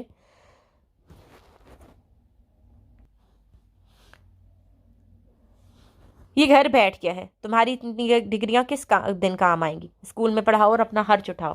میاں بیوی کا پیسہ کوئی الگ الگ تھوڑا ہی ہوتا ہے، وہ نوکری کرے یا تم، بات ایک ہی ہے۔ اب سلیم صاحب نے ٹھیکہ تو نہیں لیا بیٹے کے ساتھ ساتھ بہو اور اس کے آنے والے بچے کو بھی پالیں؟ فریدہ کی زبان زہر افشانی پر آئی تو سارے لحاظ بالائے طاق رکھ کر گل کو صاف باہر کا رستہ دکھا دیا۔ وہ خود یہاں نہیں آئی تھی لیکن قدم قدم پر اسے جتایا جا رہا تھا کہ وہ اس گھر میں انچاہا فرد ہے جس کو یہاں سے اس گھر کے ایک نکھٹو کا بوجھ سونپ دیا گیا تھا۔ پچھلے کئی روز سے اس کی طبیعت ٹھیک نہ تھی۔ میکے میں تھی تو صفیہ لیڈی ڈاکٹر کے کلینک پر چیک اپ کروا لائی تھی۔ سسرال میں کسی نے تو کہنا نہ تھا۔ ساس سے کہا تو اگلے کئی سالوں کا نقشہ کھینچ کر دکھا دیا کہ لو بی بی یہ ہے باہر کا رستہ، نکلو کماؤ اور ہمارے نکارہ کو بھی پالو۔ بیل ہونے پر سلیم صاحب نے گیٹ کھولا تو ذلت کی نئی صورت اس کی منتظر تھی۔ آپ کے بیٹے جواد سلیم نے شبان امیر الدین کی بیوی سدرا گل سے نکاح پر نکاح کیا ہے۔ آپ کے بیٹے جواد سلیم اور شبان امیر الدین کی بیوی سدرا گل کو ہمارے ساتھ تھانے چلنا ہوگا۔ انسپیکٹر نے جواد اور سدرا گل کے گرفتاری وارنٹ سلیم صاحب کے آگے کیے۔ وہ گرفتاری وارنٹ سے آگے کچھ سن نہ پائے۔ اب یہ دن بھی دیکھنا پڑے گا۔ غصے کی شدید لہر رگوں پہ میں سرایت کر گئی۔ گل کی نئی نئی جاب تھی، وہ نکلنے لگی تو یہ سب کیا ہو گیا؟ میں اپنے بیٹے کے لیے تو بھاگ دوڑ کر لوں گا، لیکن تم وہیں سڑتی رہنا۔ مفت کے بوجھ میں نہیں اٹھانے لگا۔ لیڈی کانسٹیبل اسے باہر لے کر آئی تو سسر نے اسے اس کی اہمیت جتا دی۔ اپنے باپ سے کہنا ذلت کی پوٹ اپنے پاس رکھے، اس گھر کے دروازے اب تم پر بند ہے۔ فریدہ نے پیچھے سے آواز لگائی۔ کوئی کیسے اتنا شفاق ہو سکتا ہے؟ یہ بات اسے آج تک سمجھ نہیں آئی تھی۔ پہلے خالہ خالو کے رویے اور شبان کے نام نہاد انا، اور اب یہ جو اسے اپنی مرضی سے اپنی سہولت کے لیے اپنے گھر میں لے کر آئے تھے، اب مشکل وقت گہرے سائے پڑتے دیکھ کر تنہا کر کے۔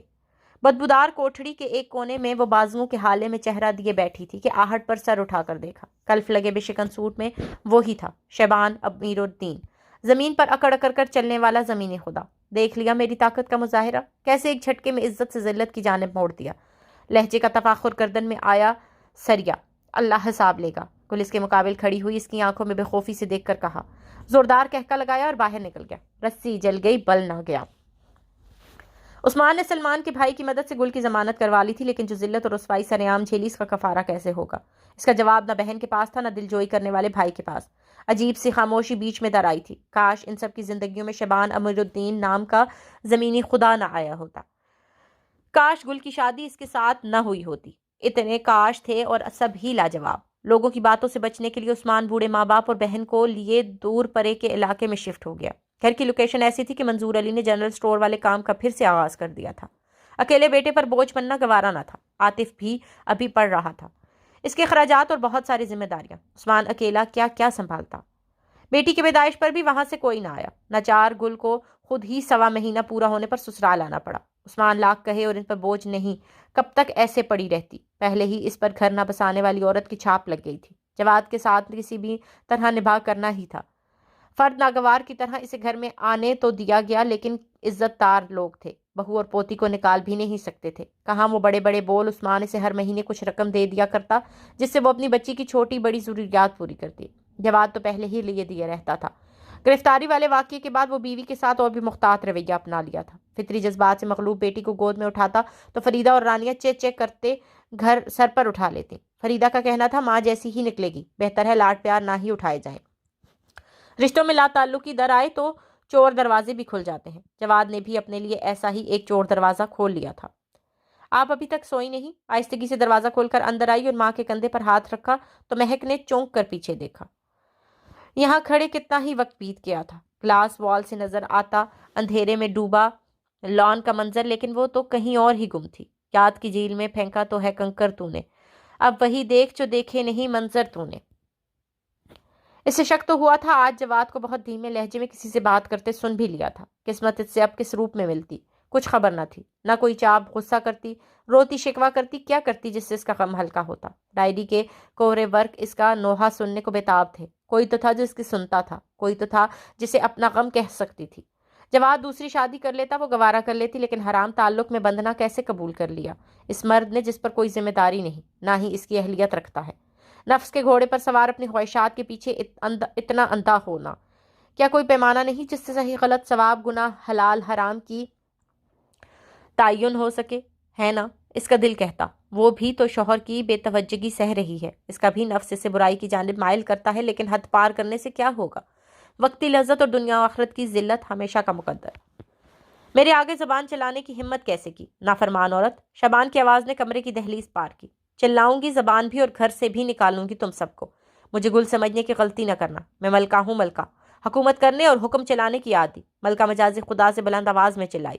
امیر الدین کو دنیا سے رخصت ہوئے ابھی دن بھی کتنے ہوئے تھے۔ عادت سے مجبور مرد نے عورت کو اس کی اوقات یاد دلا کر اصلاح چاہی تو پیر کی جوتی ہی اس پر برس پڑی۔ گھر ملکہ کے نام کرنا کہیں غلط فیصلہ نہ ثابت ہو۔ رضیہ کا دل ہولا۔ امیر الدین کی مرضی سے یہ کام ہوا تھا۔ ماموں کی زندگی میں کبھی اس نے یہ روپ ظاہر نہ کیا۔ اب ماموں منو مٹی تلے دفن ہوئے تو اپنا اصل دکھانے میں دیر نہ کی۔ مرد سمجھتا ہے عورت کو ذلیل و رسوا کرے گا تو ہی اوقات میں رہے گی، بھول جاتا ہے کہ عورت جب مرد کو نیچا دکھانے کی ٹھان لے تو کیا نہیں کر گزرتی۔ ہر عورت سدرا گل نہیں ہوتی، اور سدرا گل ہر عورت بھی نہیں ہوتی۔ میں باجی سے بات کر رہی تھی، گھبرا کر نند کا نام لیا۔ ضرور میری برائیاں کی جا رہی ہوں گی۔ عالیہ نے ساس کے ہاتھ سے فون چھینا۔ نہ یہ ہوگا، نہ کسی سے میری برائی ہوگی۔ کھلاؤ پلاؤ برداشت کرو پھر بھی یہ دیکھنے کو ملتا ہے، حد ہے۔ بہو پر پھر سے ڈپریشن کا اٹیک ہوا تھا، کسی پر تو نکالنا ہی تھا۔ اسے ڈر رہتا تھا کہ کہیں راجدھانی چھن نہ جائے، جس کی وجہ سے ڈرتی تھی۔ وہ بھی تو اب خود مختار ہو گئی تھی، بہت پیسے والی، آشیانہ مسکن کی زندگی، وہاں بسیرا کرنے والی بے جان روحوں کی زندگی۔ سر پر ہمہ وقت سائے کی طرح سوار ماں بہن کیسے اس سے انجان ہوں گی؟ وہ تو یہی چاہتے ہوں گے کہ جواد کی زندگی سے کسی طرح اسے مائنس کر دیا جائے۔ میری بھابھی سے بات کر رہے ہیں نا؟ لان میں گرمی دھوپ کی پرواہ کیے بنا وہ فون کان سے لگائے بہت آہستگی سے کسی سے بات کر رہا تھا کہ رانیہ نے پیچھے سے آ کر آواز لگائی۔ دوسری جانب سے جانے کیا ہوا کہ کال منتہا ہوگی۔ ہاں نہیں تو میں اپنے دوست سے بات کر رہا ہوں۔ وہ سٹ پٹ آ گیا۔ ایسا کون سا دوست اس کی خاطر گرمی بھی برداشت کی جا رہی ہے؟ رانیہ نے کہا اور بےہنگم انداز میں کہکہے لگانے لگی۔ بھائی کی زندگی میں سدرا کی شراکت اسے کبھی نہ بھائی تھی۔ سانولی سے سدرا میں تھا ہی کیا، سوائے چند ڈگریوں کے؟ میں بھی تو گریجویٹ ہوں، مجھے تو کوئی قدردان نہیں ملا۔ اسے دیکھو، طلاق یافتہ ہوتے ہوئے بھی میرے کنوارے بھائی کے ساتھ بن گئی۔ کلس کر رہ جاتی لیکن ماں کی خاطر برداشت کر رہی تھی۔ نکارا بھائی کو پالنے کا ذریعہ۔ سدرا نے محنت اور لگن سے یہ سب حاصل کیا تھا کہ کوئی دو چار پلوں کی بات نہیں، کئی سالوں کی لگن شامل تھی اس میں۔ وہ لوگ لمحوں میں حیثیت تو کوڑی کی کر دیتے ہیں۔ ایسوں کو محنت کرنا مشکل لگے تو آسانی سے منفی رویے اپنا کر اپنے ساتھ ساتھ دوسروں کا سکون برباد کرتے ہیں۔ یہی سب وہ بھائی بھابھی کی زندگی میں کر رہی تھی۔ رات کے جس بھی پہر اسے ڈپریشن ہوتا، اس کے کمرے کے بیچوں بیچ دہاڑے مار کر رونا شروع کر دیتی۔ جواد گھبرا کر اٹھتا اور بہن کی دل جوئی میں لگ جاتا۔ ان سب میں سدرا کہاں تھی؟ شاید کہیں بھی نہیں۔ اب جواد کی نئی مصروفیت اسے ہر پل بیوی اور بچی سے دور کر رہے تھے۔ جواد کمرے کی میز پر موبائل بھول گیا تھا۔ سائلنٹ موبائل کی وائبریشن ہونے پر سدرا نے سوئی ہوئی نور کو احتیاط سے لٹایا، مبادا اٹھ کر نہ جانے وہ پھر سے کام رک جائے۔ شانی از کالنگ۔ میں بیوی ہوں جواد کی، مجھے پورا حق ہے یہ سب جاننے اور اس قصے کو ختم کرنے کا۔ اس سوچ کے ساتھ اس نے کال ریسیو کر لی۔ آپ کون؟ کال ریسیو کرنے والی شاید جواد کی شادی شدہ ہونے سے علم تھی، جواد سلیم کی بیوی۔ دوسری جانب یہ سنتے ہی کال منتقل کر دی گئی۔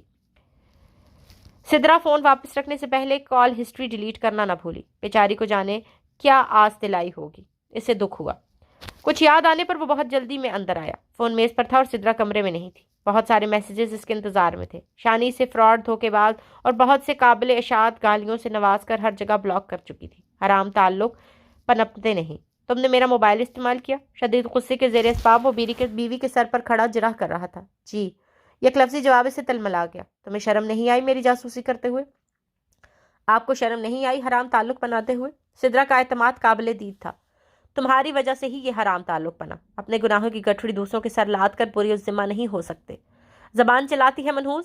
فریدہ جانے کب سے کان لگائے سن رہی تھی، کچن میں آ کر وویلا شروع کر دیا۔ اسی دن کی منتظر تھی جب جواد کا غصہ سوا ہو، کب اسے باہر نکالے۔ دنیا میں بیوقوف عورتوں کی کمی نہیں، ایک چھوڑ کئی مل جائیں گی جو جواد کے نکمے پن کو اپنی کمائی سے ڈھانپ دیں۔ کیسی گھٹیا سوچ اور دوہرے معیار کے لوگ ہوتے ہیں۔ رانیہ کی اب تک شادی نہ ہونے کی وجہ بھی یہی تھی کہ انہیں کوئی مناسب شخص نہیں مل رہا تھا۔ اچھی مالی حیثیت اور والدین اور بہن بھائیوں کی ذمہ داریوں سے آزاد ان کے نزدیک مناسب شخص کی تعریف میں آتا تھا۔ آپ اب کچھ بھی کہیں، یہ سب برداشت نہیں کروں گی، چاہے کچھ بھی ہو۔ سدرا کے منہ سے اتنا سننا تھا کہ جواد کا ہاتھ اٹھ گیا۔ نیچ، بدذات، میری ماں سے زبان چلاتے شرم نہیں آتی؟ یہی تربیت کی ہے تیرے ماں باپ نے؟ وہ جواد نہیں تھا، اس کے روپ میں کوئی اور ہی تھا جو صرف بیٹا تھا، شوہر اور ایک بچی کا باپ نہیں۔ ساری رات روتے سسکتے گزری۔ اللہ، اب بھی میں ہی قصوروار؟ اپنے گناہوں کا گٹھڑا دوسروں کے سر کیسے لاد سکتا ہے کوئی؟ ایک بار سچ سامنے آنے پر جواد میں ٹھٹائی آ گئی تھی۔ کمرے کے ایک کونے میں پڑے دو نفوس سے پہلے بھی کچھ لینا دینا نہ تھا، اب تو اس کے سامنے نئی نئی دوستیاں بنا لی تھی۔ مرد کے پاس 101 حربے ہوتے ہیں نفس کے تسکین کے لیے، ایسے میں عورت کیا کرے؟ کلس کر سوچتی تو نفس گناہ پر مائل کرتا۔ تم بھی وہی کرو، کیا پڑی ہے سمجھوتا کرتی رہو۔ بے شک اللہ صبر کرنے والوں کے ساتھ ہے۔ دلیل سے نفس اپنا سا منہ لے کر رہ جاتا۔ گھر میں جواد کی دوسری شادی کی باتیں پہلے تو ڈھکے چھپے ہوتی، اب کھلم کھلا اعلان ہوتا۔ جواد کو تصویریں دکھائی جاتی، وہ ہوں ہاں کہتا اور کمرے میں بند ہو جاتا۔ ایسے اذیت بھرے لمحات میں عثمان کی شادی کے دن قریب آئے تو سب پھول بال بھائی کی خوشی میں شریک ہونے وہاں چلی آئی، جہاں اس کے غم گسار اس کے منتظر تھے۔ وہ جو دکھ کے ساتھی تھے، اس کے سکھ میں کیوں پیچھے رہتے؟ عاطف کی کمی سب نے محسوس کی۔ ویڈیو کالز پر بات ہو جاتی لیکن درمیان میں حائل سکرین سے کہاں وہ بات بنتی ہے۔ عثمان کی پوسٹنگ اسلام آباد میں ہو گئی تھی۔ شادی کے بعد وہ اماں ابا کو اپنے ساتھ لے جانے چاہتا تھا اور صفیہ منظور علی اس پر راضی نہ تھے۔ ان کی اکلوتی بیٹی کا میکا دور ہو جاتا، وہ کیسے گوارا کرتے؟ پہلے والے حالات رہے نہیں تھے کہ شابان کی طرف سے خطرہ رہتا۔ عثمان کے جانے کے بعد وہ اپنے اس سرخ اینٹوں سے بنے آنگن میں بسیرا کرنا چاہتے تھے۔ فروا منظور علی کے بچپن کے دوست کی بیٹی تھی، عثمان کی ہی فیلڈ سے وابستہ۔ زندگی میں ایک عرصے بعد سکون در آیا تھا۔ شادی کے ہنگامے نور کے کلکاریاں گل کو ماضی کے سیاہ باب بھلانے میں مددگار ثابت ہوئے تھے۔ دن کب چڑھتا کب رات ہوتی، چھوٹی چھوٹی مصروفیات میں کچھ پتہ ہی نہ چلتا۔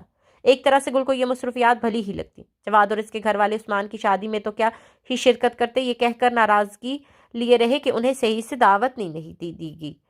یہ صحیح سے کیا ہوتا ہے کوئی نہیں جان پایا، لیکن گل کے سامنے اس لیے تذکرہ نہ کرتے کہ کہیں اس کا دل برا نہ ہو جائے۔ ولیمے سے اگلے دن عثمان اور فروا بھی چلے گئے تو گل سسرال اور صفیہ منظور علی اپنے پرانے محلے میں چلے آئے۔ سسرال میں ایک نئی خبر اس کی منتظر تھی۔ گھر میں جواد کی دوسری شادی کی تیاریاں شروع کر دی گئی تھیں۔ عثمان کی شادی میں شرکت نہ کرنے کی اصل وجہ یہ تھی، اسے ان سب کی ذہنیت پر افسوس ہوا۔ فریدہ کا کہنا تھا اب اسے بوڑھے ماں باپ کے پاس چلے جانا چاہیے، ان کے بیٹے کی بلیک اینڈ وائٹ زندگی رنگین کرنے والی آنے والی تھی۔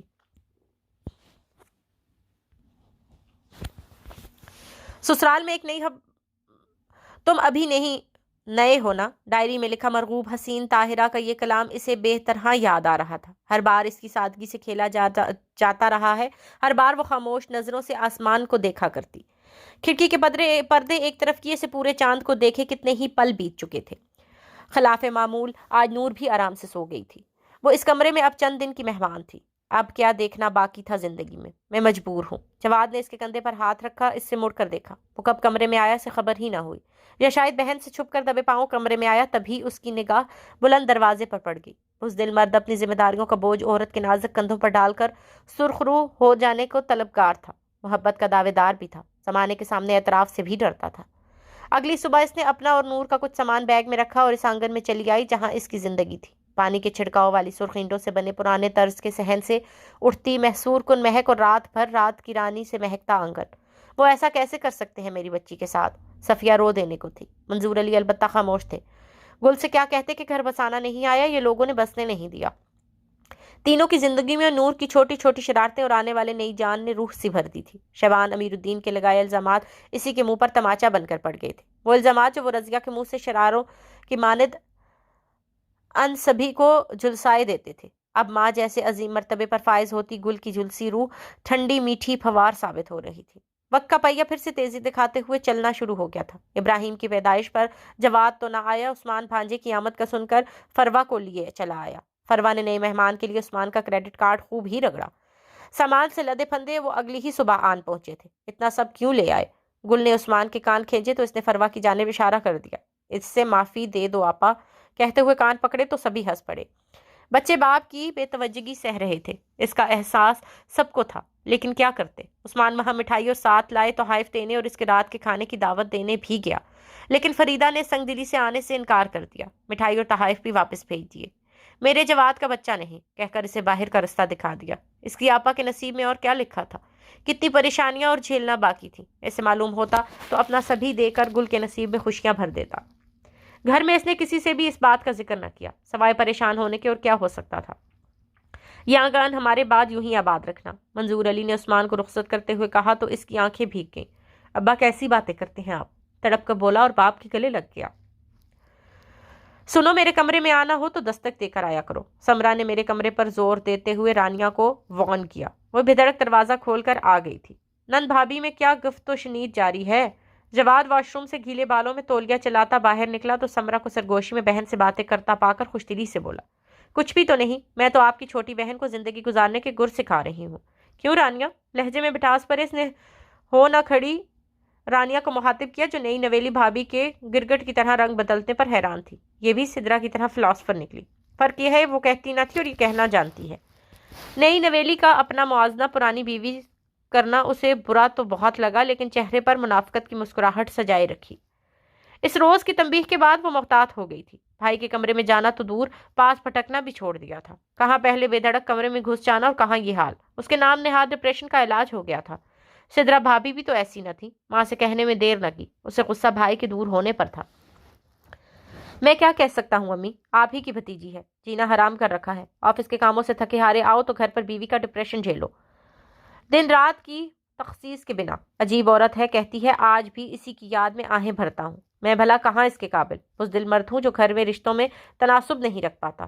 بیٹا آفس سے گھر آیا تو بہو گھر میں نہ تھی، اتفاق ہی تھا، ورنہ ان عورتوں میں تھی جو ایک پل کو اپنے مجازی خدا سے غافل نہ ہو۔ تم ٹھیک کہتے ہو، لیکن اب کیا ہو سکتا ہے؟ پیٹ بھرنے کو 2 وقت کی روٹی ہی مل جائے تو غنیمت ہے۔ کہاں ہم، کہاں وہ؟ ماں نے ہاتھ پہلے نیچے پھر اوپر کر کے موازنہ کیا۔ باجی آ رہی ہیں، ان کی بہو انہیں رکھنے پر تیار نہیں۔ بھائی کا گھر ہی ان کا میکہ ہے، پر یہاں تو ان کی اجارہ داری ہے۔ کیا کروں سمجھ نہیں آ رہا، کیسے ہوگا سب؟ کاش تمہارے ابا زندہ ہوتے تو بہن کو کہیں جانے نہ دیتے۔ اماں آپ ادھر کیوں نہیں ہو آتی؟ وہ ضرور کوئی حل نکال لے گی۔ بیٹے نے ماں کی الجھن کا سرا پکڑا اور سلجھن پیش کی۔ وہ مجھے معاف تو کر دے گی نا؟ میں نے کیا نہیں کیا اسے بتا دوں؟ امی وہ سب جانتی ہے اور بھول کر آگے بڑھ گئی ہے، بہت ظرف والی ہے، بیٹے نے کہا اور آنکھوں میں آئی نمی ماں سے پوشیدہ رکھنے کو اٹھ گیا۔ جواد مٹھائی کے ڈبے کے ساتھ آیا تو صحن میں ٹرائی سائیکل چلاتی نور نے ایک پل کو رک کر اس اجنبی کو دیکھا اور پھر سے گول گول اپنی سواری گھمانے لگی۔ صحن میں جھولے کا اضافہ ہو گیا تھا۔ صفیہ نے بیل کی آواز پر دروازہ کھولا تو ابراہیم گود میں تھا۔ وہ میں بیٹا ہونے کی خوشی میں مٹھائی دینے آیا تھا۔ ماں کا دیا جوش جاگ بن کر بیٹھا تو خفت نے آ لیا۔ ہم تمہاری طرح کم ظرف نہیں، خوشیوں میں شریک ہونے والے لوگ ہیں بیٹا، خوش رہو جہاں بھی رہو۔ صفیہ نے ڈبہ ہاتھ سے لیا اور اندر چلی گئی۔ وہ ہونکوں کی طرح وہیں کھڑا رہ گیا۔ اسی پل سدرا بھی آ گئی۔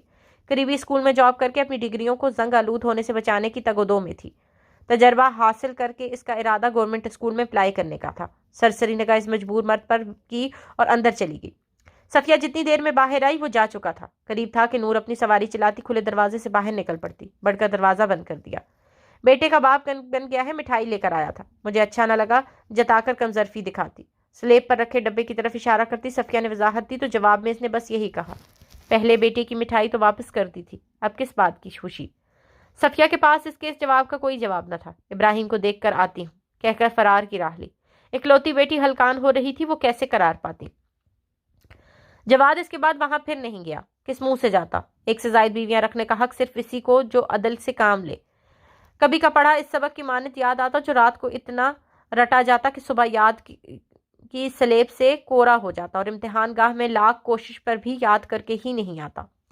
میں چاہتا ہوں کہ ہم تینوں مل کر ایک ایسا دارالسکون بنائیں جو زمانے بھر کی ٹھکرائی خواتین، بے سہارا بچوں کی پناہ گاہ ہوں۔ مصروفیت بھرے دنوں میں عثمان کے میسج نے اسے سوچ کی نئی جہت عطا کی۔ اس سوچ کو عملی جامہ پہناتے، لیکن اس سے پہلے اسے جواد سے ملنے جانا تھا۔ ہر صورت نباہ کرنے والی عورت کو اب بیٹی کے اسکول میں داخلے کے لیے باپ کی جانب سے ثبوت کی شرط عائد کی گئی تھی۔ اس سرٹیفکیٹ کے بنا نور کا داخلہ کسی بھی اسکول میں ممکن نہ تھا۔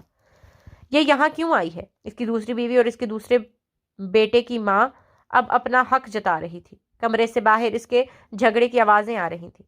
بچوں کا بے فام بنوانا ہے، اسی لیے وہ یہاں آئی ہے۔ جواد نے لہجے کو ممکن حد تک دھیما رکھا۔ میں کچھ نہیں جانتی، اس گھر میں یا وہ رہے گی یا میں۔ ڈرائنگ روم میں بیٹھی اس کا دل تو کیا کہ ابھی اٹھ کر چلی جائے، کبھی نہ آنے کے لیے، لیکن اولاد کی خاطر یہ ذلت بھی سہنا پڑی۔ جب تم نے اسے طلاق دے دی ہے تو یہاں کیا کر رہی ہے؟ وہ حلق کے بل چلائی۔ میں نے اسے طلاق نہیں دی، غلط بیانی مت کرو۔ جواد کی آواز اس پار قدرے بلند تھی۔ کیوں میرے گھر کا سکون برباد کرنے آئی ہو؟ فریدہ نے ڈرائنگ روم میں بیٹھی سدرا پر آنکھیں نکالی۔ تو صحیح بیانی تم کر دو، کہہ دو تم آج بھی اس سے عشق میں پاگل ہو۔ جواد اس کے پاس تھا، پھر بھی اسے خدشات گھیرے رکھتے تھے۔ کاش کہ میں اسی کے عشق میں پاگل رہتا۔ جواد کو گئے دنوں کا ملال تھا، شاید یا حال کی بحالی کا نوحہ۔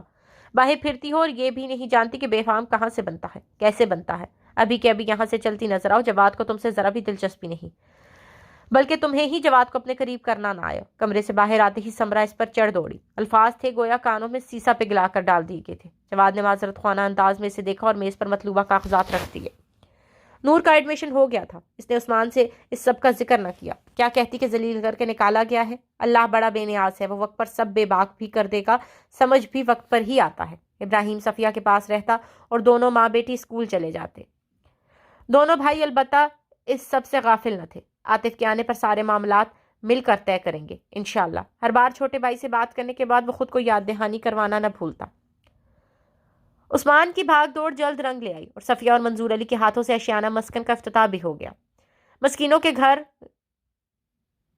گھر اور بے سہارا ہنرمند خواتین کا ہنر دعاشتہ ہوا تو قابلیت کو پذیرائی ملنے لگی۔ کسی بھی عورت کے لیے سر کی چھت کے چھن جانے سے بڑا خوف شاید ہی کوئی دوسرا ہو۔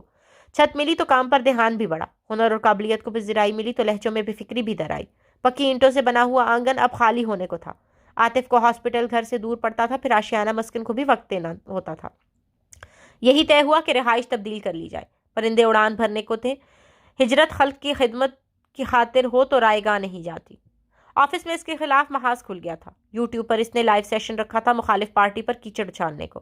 مخالف پارٹی نے ہر فارم پر اس کی پارٹی کے خلاف اعلان جنگ کیا تو اس کی پارٹی نے اسی کی بلی دے دی تھی۔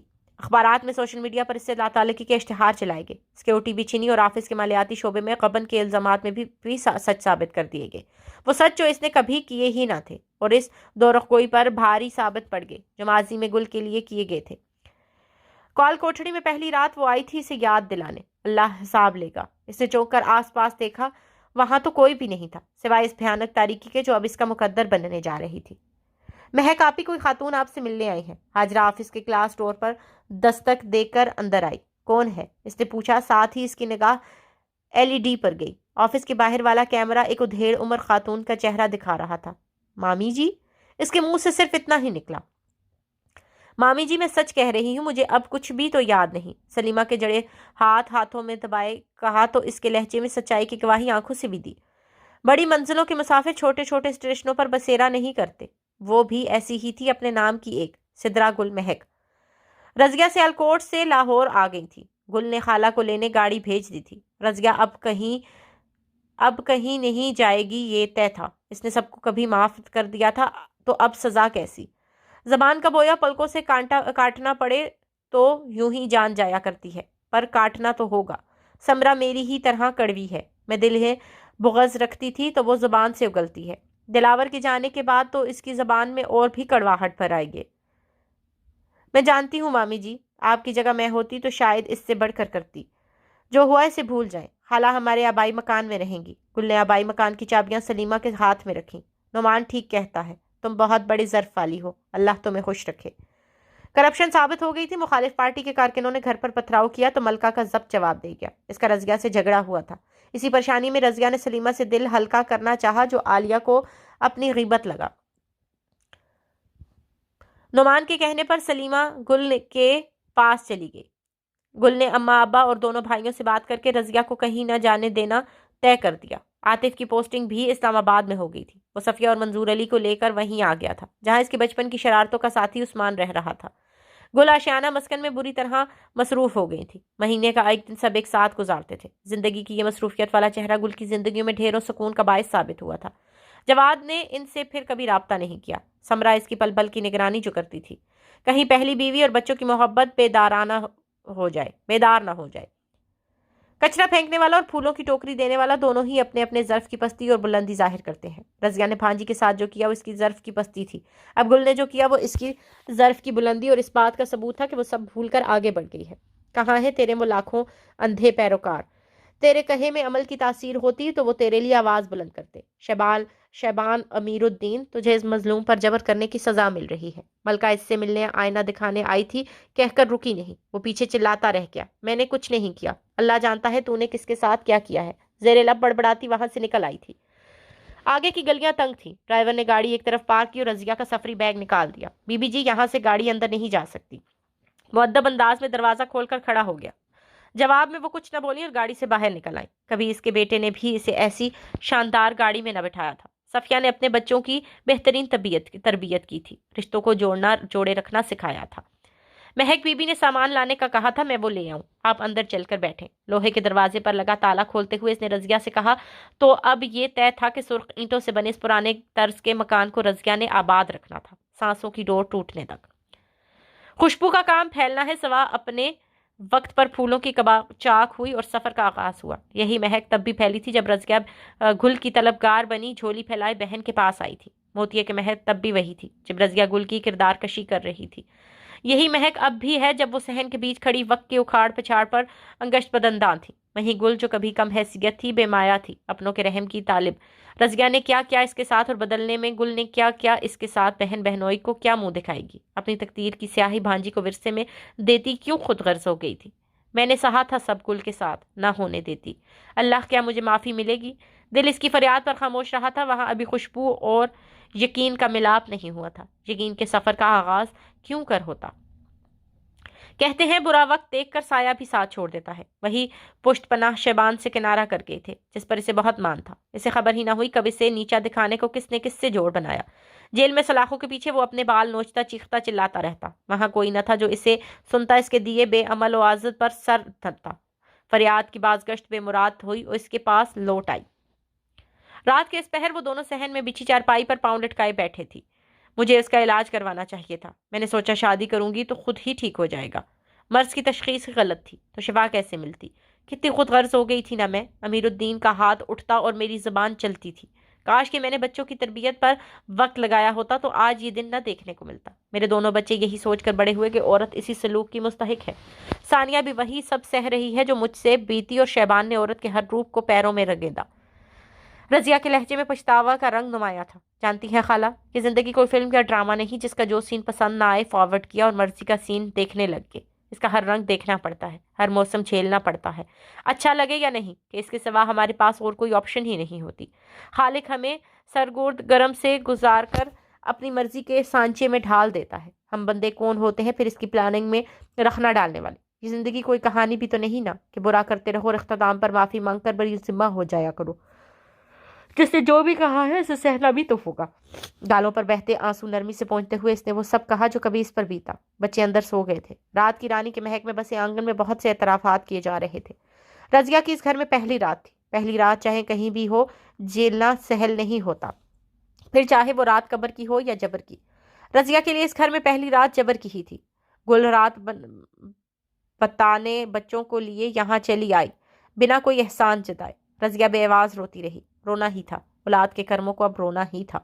بہن بہنوئی کو کیا منہ دکھائے گی؟ کس کوفر سے یہاں سے گئی تھی اور اب کہیں پناہ بھی نہ کی تو وہاں جو اماں ملی تو کہاں ملی؟ میری بات کرواؤ، ایک بار میری بات کروا دو۔ میں سچ کہہ رہا ہوں، میں نے کچھ نہیں کیا۔ الزامات ہیں یہ مجھ پر۔ شیبان امیر الدین کیسے اس بدبودار کوٹری میں رہے گا؟ میرے ساتھ یہ سب کیسے ہو سکتا ہے؟ سلاخوں کے پیچھے وہ چیختا رہ جاتا اور ڈیوٹی پر معمور اہلکار پاگل ہے کہہ کر آگے بڑھ جاتے۔ دھیرے دھیرے رضیہ کا دل اس پرانی طرز کے بنے در دیوار میں لگنے لگا تھا۔ اب پہلے والی سی وحشت نہیں ہوتی تھی۔ گل نے زرمینہ بی کو رضیہ کے پاس بھیج دیا تھا۔ تنہائی کا بوجھ مل بانٹ کر ڈھویا جائے تو سہل ہی ہو جاتا ہے۔ زرمینہ بھی زرمان خان کی بہن تھی۔ دونوں گل کے پاس ملازمت کے لیے آئے تھے۔ سیلاب کی تباہی کاریوں میں بس یہ دو ہی بہن بھائی بچے تھے۔ زندگی تھی سو جینا تو تھا۔ لاہور چلے آئے۔ یہاں اس کے چچا زاد بھائی کے کسی بنگلے میں ڈرائیور تھا۔ اخبار میں آشیانہ مسکن کے لیے گارڈ کا اشتہار پڑا تو قسمت آزمانے آگے۔ اب یہ طے ہوا کہ زرمینہ بھی رضیہ کے ساتھ رہیں گی۔ 7 سال بعد اس نے گیٹ سے باہر قدم رکھتے ہوئے چندیانی ہوئی آنکھوں سے ہاتھ کا چھبا بنا کر آگ برساتے سورج کو دیکھنا چاہا۔ ناکامی پر ہاتھ کے ساتھ ساتھ نظریں بھی نیچے کرنا پڑیں۔ گئے برسوں سے اس کا سارا دم خم چھن گیا تھا۔ کوئی بھی تو اسے لینے نہ آیا تھا۔ آتا بھی کون؟ اس کا تھا ہی کون؟ جو تھے اپنے ہاتھ سے گوا دیے۔ پلاسٹک کی چپل گھسیٹتا آگے ہی آگے چلتا رہا کہ کبھی نہ کبھی تو پہنچ ہی جائے گا۔ کہیں ٹھوکر لگتی تو کہیں دم دینے کو فٹ پاتھ پر بیٹھنا پڑتا۔ سفر ختم ہونے میں ہی نہیں آ رہا تھا۔ انسان بڑا نادان ہے، چاہتا ہے صحبتوں کا سفر بھی خوشی کی ساعتوں کی طرح جلد بیت جائے۔ رات گہری ہو چلی تھی۔ پردوں کی دبیز تہ ایک طرف کیے وہ گلاس ونڈو سے باہر دکھتے پورے چاند کا جوبن دیکھ رہی تھی۔ لان تو چاندنی میں نہایا ہوا تھا۔ کمرے میں بھی اس کی آمد پر قدغن نہ تھی کہ چاندنی پھیلنے کو ذرا سی دراز کی تھی کہ محتاج ہوتی، اور وہ تو اس کے دل و جان سے خوش آمدید کہہ رہی تھی۔ آپ ابھی سوئی نہیں؟ سارا نور نے ماں کے کندھوں کو نرمی سے چھوا۔ ماں کے برابر تو آ ہی گئی تھی۔ گل نے مڑ کر دیکھا اور نفی میں سر ہلا دیا۔ اچھا ہی ہے آپ کا شہزادہ کافی کا دیوانہ پھر سے 2 کپ بنا بیٹھا ہے، ہنس کر کہا۔ گل بھی ہنس پڑی۔ جانتی تھی عمر ابراہیم کبھی اکیلے کافی نہیں پیتا۔ اسی پل دروازہ کھولے وہ ٹرے اٹھائے اندر آیا۔ بہن کے قد کو مات دیتا، لڑک پن کی دہلیز کو چھوتا اسے اپنے بھائیوں کا ہی عکس لگا۔ شکر ہے 2 کپ بن گئے۔ ہر بار وہ یہی کہتا تھا اور ہر بار ماں ہنستے ہوئے ہاتھ بڑھا کر 1 کپ اٹھا لیتی۔ سارا جتنا کافی سے دور بھاگتی وہ بار اتنا ہی کافی کا دیوانہ تھا۔ اتنی کافی کیوں پیتے ہو؟ ماں نے ہمیشہ کی طرح گھرکا۔ آپ کا ساتھ دینے کو۔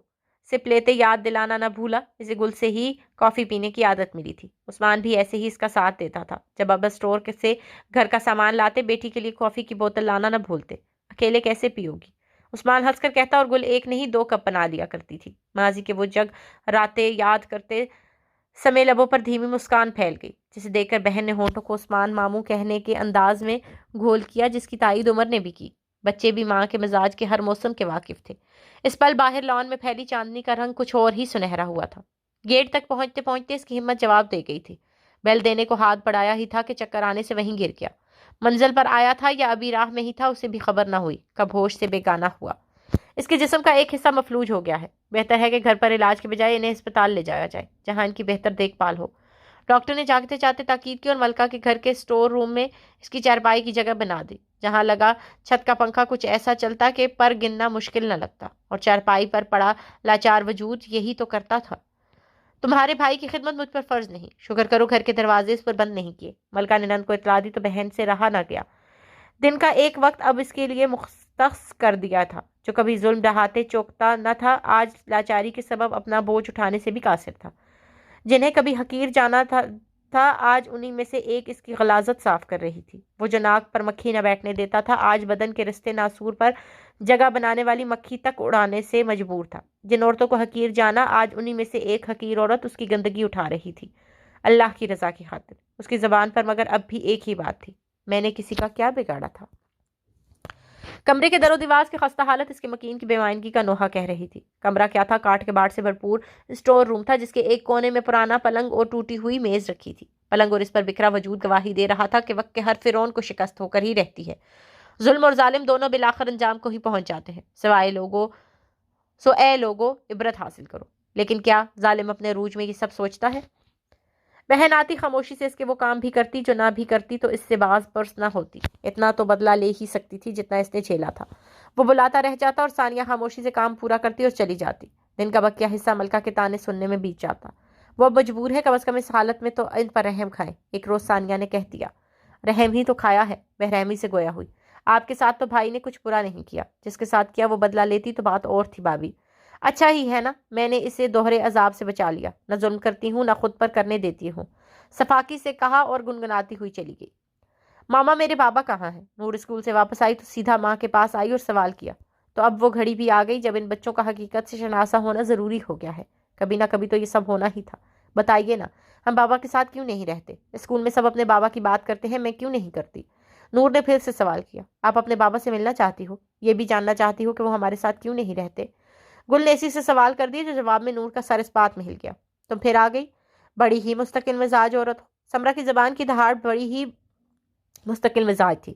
بچوں کو جواد سے ملوانے لائی ہوں۔ رستہ روکے کھڑی سوکن کی ایک طرف سے ہو کر سیدھی اندر چلی گئی۔ پیچھے وہ اپنا سا منہ لے کر کھڑی رہی۔ جواد ڈرائنگ روم میں بیٹھا چینل سرفنگ کر رہا تھا۔ انہیں اچانک سامنے پا کر بوکھلا گیا۔ قریب اس کے پاس ہی بیٹھا موبائل پر گیم کھیل رہا تھا۔ نور، ابراہیم، یہ آپ کے بابا ہیں۔ ماں کے کہنے پر دونوں جھجکتے ہوئے آگے بڑھے۔ خون کی کشش نے جوش مارا اور جواد نے باہیں پھیلا دی۔ اندر آتی سمرا کا منہ مارے حیرت کے کھل گیا۔ حسد اور جلن کی تیز لہر نے اسے سرتاپا لپیٹ میں لے لیا۔ نہیں ہے یہ تمہارا باپ۔ ایک جھٹکے سے دونوں کی جواد سے علیحدہ کیا۔ قریب نے سر اٹھا کر یہ سب دیکھا اور گیم کھیلنے میں مگن ہو گیا۔ ہم ساتھ رہتے ہیں یا نہیں اس سے فرق نہیں پڑتا، یہ میرے بچوں کا باپ ہے اور رہے گا۔ سنا تم نے؟ گل کے لہجے میں قطعیت تھی۔ بچوں کو وہاں سے چلنے کا اشارہ کیا۔ جواد پیچھے تک آیا لیکن اسے دیر ہو گئی تھی۔ وہ مڑ کر دیکھے بنا گیٹ پار کر گئے تھے۔ پھول بوٹوں سے مہکتے آئیڈیل لوکیشن والے اس گھر کے مکینوں کے دل ان پر ہمیشہ تنگ ہی رہے تھے، تو مڑ کر نہ دیکھنا ہی بھلا۔ ماما سوری، مجھے نہیں معلوم تھا۔ نور انگلیاں چٹکاتے ہوئے معذرتی انداز میں بولی، مجھے نہیں معلوم تھا کہ وہ آنٹی ایسے بیہیو کریں گی۔ ماما ہم کہیں نہیں جائیں گے، بس ہم آپ کے ساتھ ہی رہیں گے۔ صدا کا جذباتی ابراہیم رو دینے کو تھا۔ ماں نے بڑھ کر دونوں کو ساتھ لیا۔ ان دونوں کے لیے سب جان لینا بہت ضروری ہو گیا تھا کہ سب کو سبھی کچھ نہیں ملتا۔ زندگی میں کچھ کمیوں کے ساتھ سمجھوتا کرنے ہی میں بھلائی ہوتی ہے۔ بے تاثر چہرہ لیا وہ فریدہ کو سنتی رہی۔ وہ عورت جو کبھی اپنے بیٹے کی کاہلی کو اپنی عورت کی خود انحصاری کے پردے پر پوشیدہ رکھنا چاہتی تھی، آج بچوں کے مستقبل کے خوفناک نقشے کھینچ کر دکھا رہی تھی۔ واہ رے تقدیر، تیرے کرشمے، وقت کی سختی بھی نیت کا کوٹ نہیں دھو پاتی ہے۔ میری بات پر ضرور غور کرنا۔ جواد بڑا شرمندہ ہے، کہتا ہے ہاتھ جوڑوں گا سدرا کے پیر پکڑ کر معافی مانگوں گا، جو کہے گی کروں گا، دیکھنا معاف کر دے گی، اور کیوں نہیں کرے گی، مجازی خدا ہوں میں اس کا۔ کل کلا نور کی شادی کرنی ہوگی، لوگ طرح طرح کے سوال کریں گے، باپ ساتھ کیوں نہیں رہتا، لہجے سے ٹپکتا شہد اور حق جتانے والا وہی انداز سدرا نے اس سب کے جواب میں صرف اتنا کہا، معاف کر دیا ہے اور چھوڑ بھی دیا ہے، اب اس کی مرضی مجھے اس دنیا دکھاوے کے بندھن میں باندھ کر رکھے یا نہیں، میرے گھر میں اس کی کوئی جگہ نہیں۔ دو ٹوک انداز میں میرے گھر پر زور دے کر کہا۔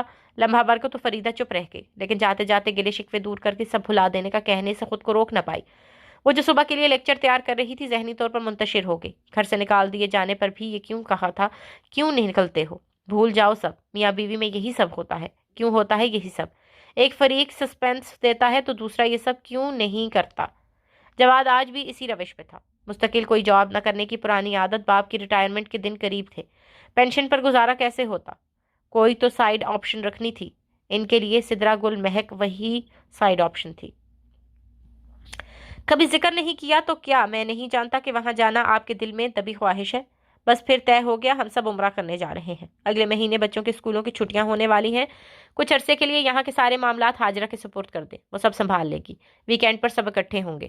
عثمان سب طے کر کے آیا تھا، دل میں تڑپ ہو تو اسباب بھی بن جاتے ہیں۔ اسکرین روشن ہوئی تو اس نے فون اٹھا کر دیکھا، مطلوبہ میسج تک رسائی کے لیے اسے اسپام فولڈر کھولنا تھا۔ اشیانہ مسکن کے سلسلے میں اکثر اسے معلومات دیکھنے کے لیے انچاہے پیغامات بھی دیکھنا پڑتے تھے، شاید کسی کو رہنمائی درکار ہو، یہ سوچ کر وہ کوئی بھی پیغام اندیکھا نہ چھوڑتی۔ آپ میری کہانی لکھیں گی نا؟ 6 لفظی مان بھر استحقاق نے اسے جواب ٹائپ کرنے پر اکسایا۔ فیک آئی ڈی بھی تو ہو سکتی ہے، دماغ نے تعویل کھڑی کی۔ فیک ہوئی تو بھی زیادہ سے زیادہ کیا ہو سکتا ہے، بات کر لینے میں حرج ہی کیا ہے، دل نے دماغ سے جرا کی۔ اللہ نے تمہیں نعمت اور رحمت دونوں سے نوازا ہے، ان کی بہترین انداز میں تربیت کرو، فردیت سے ہی جمعیت جنم لیتی ہے۔ آشیانہ مسکن کے دروازے تم پر ہی نہیں بلکہ ہر اس مظلوم پر یوں ہی کھلے ہیں جو ظالم کا ظلم سہنے پر مجبور ہے۔ تمہارا شکریہ کہ یادوں سے مہکتے اس چھوٹے سے آنگن کی آباد کرنے جا رہی ہو۔ مہک اسے گلے لگائے ممنونیت سے گویا ہوئی تو سامیہ کی آنکھیں چھلک پڑیں۔ کون کرتا ہے ایسے، اتنی عاجزی کے ساتھ تو کبھی نہیں۔ بچوں کے لیے گاڑی میں اس یقین کے ساتھ بیٹھی کہ اب اسے گھر سے بار بار نکالے جانے کی اذیت جھیلنا نہیں پڑے گی۔ سامیہ کے والدین اس کے بچپن میں دنیا سے رخصت ہو گئے تھے، چچا نے میٹرک کے بعد شادی کر دی اور فرض سے سبکدوش ہو گئے۔ رمیز کی اچانک موت کے بعد سسرال والوں نے سامیہ اور اس کے بچوں پر عرصہ حیات تنگ کر دیا اور بار بار گھر سے نکال دیتے۔ رمیز کی موت کا ذمہ دار بھی وہ ان تینوں کو ٹھہراتے۔ اپنے بچوں کے اخراجات خود اٹھاؤ، سسرال یا میکے میں کوئی نہیں تھا جو اس کے سر پر ہاتھ رکھتا، وہ اپنے گھر میں خیر و برکت لاتا۔ یہ تو سر پھروں کی سوچ ہوتی ہے۔ ایسے میں اس کی کسی سہیلی نے اسے آشیانہ مسکن کا پتا دیا، اپنی اسی سہیلی کے میسیجز سے اس نے ادارے کی official I D per text کیا تھا۔ سامیہ سے ملنے کے بعد اسے اپنے آبائی گھر کی چابیاں دینے کا فیصلہ اسی کا تھا۔ منظور علی اپنے آنگن آباد دیکھنا چاہتے تھے، پہلے رضیہ وہاں تھی لیکن اب وہ دنیا میں نہیں رہی تھی۔ ثانیہ ماں کی آخری رسومات میں شریک ہونے آ گئی تھی، بھائی کا گن صاف کرتے کرتے ماں کو بھول ہی گئی تھی، بہت بدل گئی تھی وہ، پہلے والی ثانیہ کی جگہ اب کھنڈر سی باقی بچا تھا۔ میرا دل چاہتا ہے کہ پائٹ پائپر کی طرح بانسری بجاؤں جس کی دھن اس دنیا کی ساری مجبور عورتوں اور بچوں کو محصور کر کے باہر نکلنے پر اکسائے۔ وہ سب باہر نکلے اور میں اس کے آگے چلتی جاؤں، دور کسی غار میں لے جاؤں اور غار کا دہانہ کسی اچھی طرح سے بند کر دوں کہ باہر سے کوئی دکھ اور پریشانی ان تک نہ آ پہنچے۔ بڑا ہی ڈھیٹ انسان ہے، شرم سے مر کیوں نہیں جاتا۔ اس راجدھانی کی ملکہ کو سننے والا وہ واحد غلام تھا۔ ملکہ اس کی زبان کی کاٹ آج بھی روز اول جیسی تیز تھی۔ کائنات کے چھوٹے سے سیارے پر بسنے والے انسان میں سے ایک، بستر پر پڑا بے بس انسان، اپنا دور عروج زمینی خدا کی حیثیت سے بتانے والا معمولی انسان جو بدن کے رستے ناسور سے بیٹھی مکھی تک اڑانے تک سے قاصر تھا۔ دل کی بھڑاس پر نکال چکتی ملکہ گنگناتی ہوئی واپس چلی گئی تھی۔ جاتے جاتے سدرا گل مہک کا تازہ شائع ہونے والا آرٹیکل اس کے منہ پر مار کر جانا نہ بھولی۔ وہ جو ہیرا تھی، قدر کیے جانے کے لائق، نہ قدروں کے بیچ رہی تو اپنا جوہری آپ بنی اور خود کو تراش کر دنیا کے سامنے پیش کر دیا۔ آشیانہ مسکن کی کیئر ٹیکر، جسے ایک فالوور بڑھانے کو دکھاوے کے لائیو سیشن نہیں کرنا پڑتے تھے کہ اس کی لگن اور خلوص دکھاوے کا محتاج نہ تھا۔ ملکہ کی آواز شبان امیر الدین کو سور اسرافیل کی مانند لگتی تھی، لیکن سننے پر مجبور تھا کہ اپنا عہد ظلمت بتانے اسے کبھی زوال کی خاموش چاپ سنائی ہی نہ دی تھی۔ کاش کہ وہ سن لیتا تو کانٹوں کی فصل بونے میں مگن نہ رہتا، وہ فصل جو آج تنہائی کے کرب کے ساتھ کاٹنا کسی عذاب سے کم نہ تھی۔ ساری تیاریاں مکمل ہو گئی تھیں، جیسے جیسے روانگی کے دن قریب آ رہے تھے اسے اپنے دل کی دھڑکن رکتی محسوس ہو رہی تھی۔ کیا کیا نہ سہا تھا اس دل نے، تب تک نہ رکا تو اب خالق کے در پر حاضری سے دل کی حالت عجیب کیوں ہو رہی تھی۔ آپا ایک بات کرنی ہے، عثمان کا ٹیکسٹ آیا۔ پہلے تو کبھی تمہید نہ باندھی، پھر اب ایسا کیا ہو گیا؟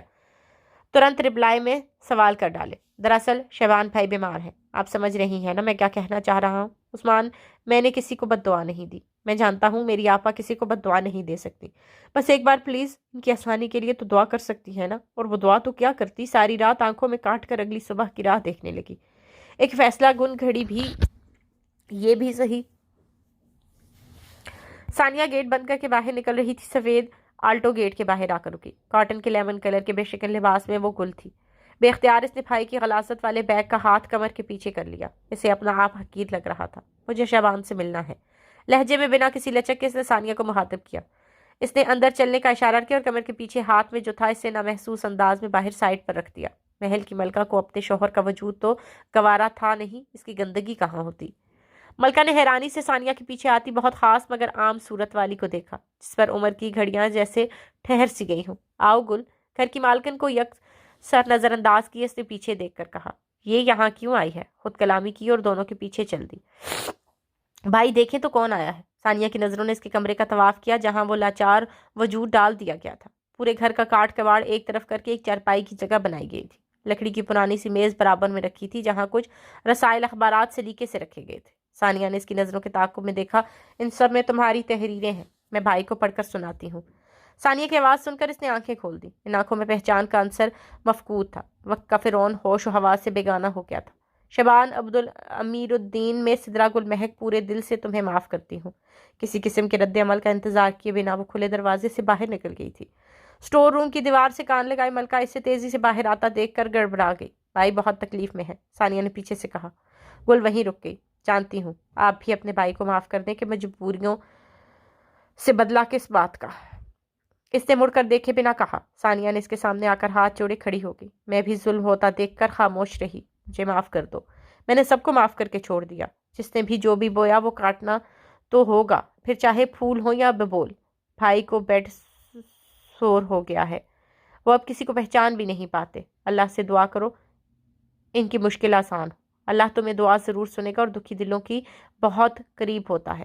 بہن جھولی پھیلاتی ہے تو وہ خاموشی سے دعا سے چلی آئی۔ یہ بھی نہ کہہ پائی کہ ماں پر بھی تو اس نے ظلم کیے تھے، ان سے معافی کیسے ملے گی؟ گاڑی میں بیٹھتے ہی پچھلی ساری زندگی فلم کی ریل کی طرح چلنے لگی۔ میں نے صرف حساب کی دعا کی تھی اللہ۔ بے اختیار آنکھوں سے آنسو جارے ہوئے۔ اللہ ہدایت بھی اسی کا نصیب کرتا ہے جسے چاہت ہو، جو لگن رکھتا ہے۔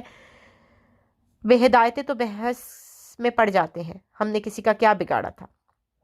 سمرا نے بیل کی آواز پر دیکھ لیا تھا کہ باہر کون ہے، لیکن کھولا نہیں۔ اس گھر کے مکین آج بھی ویسے ہی تنگ دل تھے۔ کیا ہوا ماما؟ اتنی گرمی میں باہر کیا کر رہی ہیں؟ تیز دھوپ میں گیٹ کے پاس چکر لگاتی ماں سے سوال پوچھنے کی غلطی کر بیٹھا۔ جواب میں تیز نظروں سے اسے گھور کر دیکھا اور اندر جانے کو کہا۔ اپنے باپ کو نہ بتانا، اس کی بیوی اور بچے آئے تھے۔ ابھی سمرا نے اتنا ہی کہا تھا کہ اریب بول پڑا۔ آپ نے گیٹ کیوں نہیں کھولا پھر؟ یہ میرا گھر ہے، یہاں جو بھی آئے گا میری مرضی سے آئے گا۔ ایک بار بے عزت کر کے نکالے گئے، اب کیا لینے آئے ہیں یہاں؟ ماما لیکن بیٹے نے کچھ کہنا چاہا لیکن سمرا کے چیخنے پر خاموش ہو گیا۔ پنجوں کے بل جھکی وہ سر نیچے کیے بے آواز تہنیتی نیز بہانے لگی۔ یہ وہ جگہ تھی جہاں کوئی روکنے ٹوکنے والا نہ تھا۔ سب ایک دوسرے سے صرف نظر کیے اپنی اپنی گزارشات مالک کے حضور پیش کر رہے تھے۔ رو کیوں رہے ہو؟ کوئی دیکھ لے گا تو کیا کہے گا؟ ایسا کیوں بیٹھے ہو؟ یا کیا طریقہ ہے بات کرنے کا؟ رات کے اس پہر صحن حرم کے آبدر دار فرش پر ہاتھ پھیرتے خود کو یقین دلا رہی تھی کہ ہاں وہ اس مقدس جگہ پر ہے جہاں کے بلاوے کو گڑ گڑایا جاتا ہے، جہاں حاضری کے لیے بڑے چھوٹے امیر غریب کی تخصیص نہیں، جس پر کرم ہو وہی حاضری کا شرف پاتا ہے۔ عمر اور سارا بھی ساتھ بیٹھے تھے۔ آج انہیں ماں کا دل بہلانے کی خاطر اپنی بیتوکی باتوں کا سہارا نہیں لینا پڑے گا، رات بھر جاگنا نہیں پڑے گا کہ ماں کو پرسکون دیکھ کر ان کی نیندیں اڑ جایا کرتی تھیں۔ کتنا انتظار تھا انہیں اس مقدس سرزمین پر آنے کا۔ یہ وہ ٹھکرائے ہوئے لوگ تھے جنہوں نے ایک دوسرے کا ہاتھ تھامے کھڑے ہونے کی صحیح کی، اور اللہ کو صحیح کرنے والے بے حد پسند ہیں۔ یہ اللہ کے بندے ہی ہوتے ہیں جو رکاوٹیں کھڑی کیے سمجھتے ہیں کہ زندگی روک دی گئی ہے، وہ زندگی جو بہتے پانی کی مانند اپنا راستہ آپ ہی آپ بناتی چلی جاتی ہے۔ دن میں حرم میں رش سے بچنے کے لیے وہ رات بھر وہیں رک کر عبادت کرتے اور فجر کی نماز کی ادائیگی کے بعد ہوٹل واپس لوٹتے۔ رات میں دن کا سما پیش کرتے حرم کے صحن میں اس وقت بہت رش نہ ہونے کے برابر تھی۔ لوگ کہتے ہیں وہاں جا کر کچھ یاد نہیں رہتا، اسے تو کچھ بھولا ہی نہیں تھا۔ ایک کے بعد ایک چہرہ سامنے آتا اور وہ سب پھر سے یاد آ جاتے جیسے مدت ہوئی یاد کی سلیٹ سے صاف کر دیا تھا۔ اپنے خوش بختی پر نازاں ہوتی یا گئے دنوں کا ملال کرتی عجیب کشمکش کا شکار ہو گئی تھی۔ حساب ہی کا تو کہا تھا مالک، اب مجھے خوف کیوں آ رہا ہے؟ دل عجیب واہموں سے گھرا رہنے لگا تھا۔ वसवसे हैं या क्या, वो समझ नहीं पा रही थी। मालिक, पहले भी सब आप पर छोड़ दिया था, आज भी आप ही बेहतरीन फैसला साज है। अपनी रजा पर दिलों को राजी कर दो। हाथ उठाए वो दुआ में मशगूल थी। गाल पर बहते आंसुओं में और भी रवानी आ गई थी कि सफिया ने इसके कंधे को नरमी से छुआ। इसने आंखें खोल कर देखा, अजीब वहशत थी वहां। माँ का दिल लम्हा भर को काम किया। अम्मा, हम बंदे हैं भी कितने अजीब हैं। हिसाब इस पर छोड़ते हैं, फिर हिसाब किताब होता है तो भी हम ही खौफजदा होते हैं। आंखों की निस्बत लहजे में करार पाकर माँ के दिल को सुकून आया। अल्लाह तलब रखने वालों को हिदायत देता है। कम पढ़ी लिखी माँ ने आज वो पहलू दिखाया जिस पर इसकी कभी निगाह न गई थी। माँ बाप का इस उम्र में भी अपने पैरों पर चलकर अल्लाह के घर का तवाफ करना, भाई भाभीियों का साथ, बच्चों की फरमाबरदारी, अपनी कामयाबियां और क्या क्या न देखती।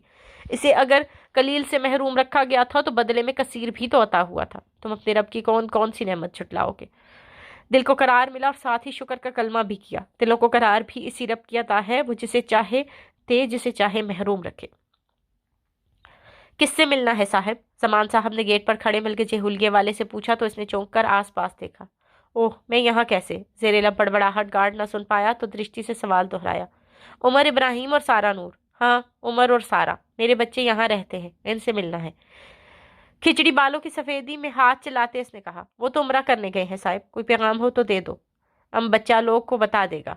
इन्हें बता देना इनका बाप जवाद सलीम आया था। प्लास्टिक की पुरानी सी चप्पल घसीटता वो अपना बताकर मायूसाना अंदाज में वापसी के रास्ते पर मुड़ गया। जमान खान ने दीवाना है कोई कहने से अंदाज में शाने अचकाए। मिलकर भी नहीं गए, जेरे लब बड़बड़ाते हुए खुद से कहा, जिसका जवाब इसके पास भी न था। हाँ, घर में अपनी दूसरी बीवी से बात करता तो 2 रोज कबल का कारनामा फखरिया बताती। वो तो गए थे दिल की कसाफत दूर करने। समरा ने ही गेट न खोला। इसे आज भी सिदरागुल महक से इतना ही खौफ आता था जितना कई साल पहले, जब इसका जवाब से पहली बार झगड़ा हुआ था। इसे लगा था वो इस घर में इसका मकाम मर्तबा छीन लेने को वापस आई है। गासिब हमेशा खौफजदा रहने पर हक मारने वाले कभी सुकून से नहीं रहते। वो भी गासिबाना कब्जा छीनने के खौफ में मुब्तला हो गई थी। यही इसकी सजा थी जिसमें से आखिरी सांस तक कैद रहना था।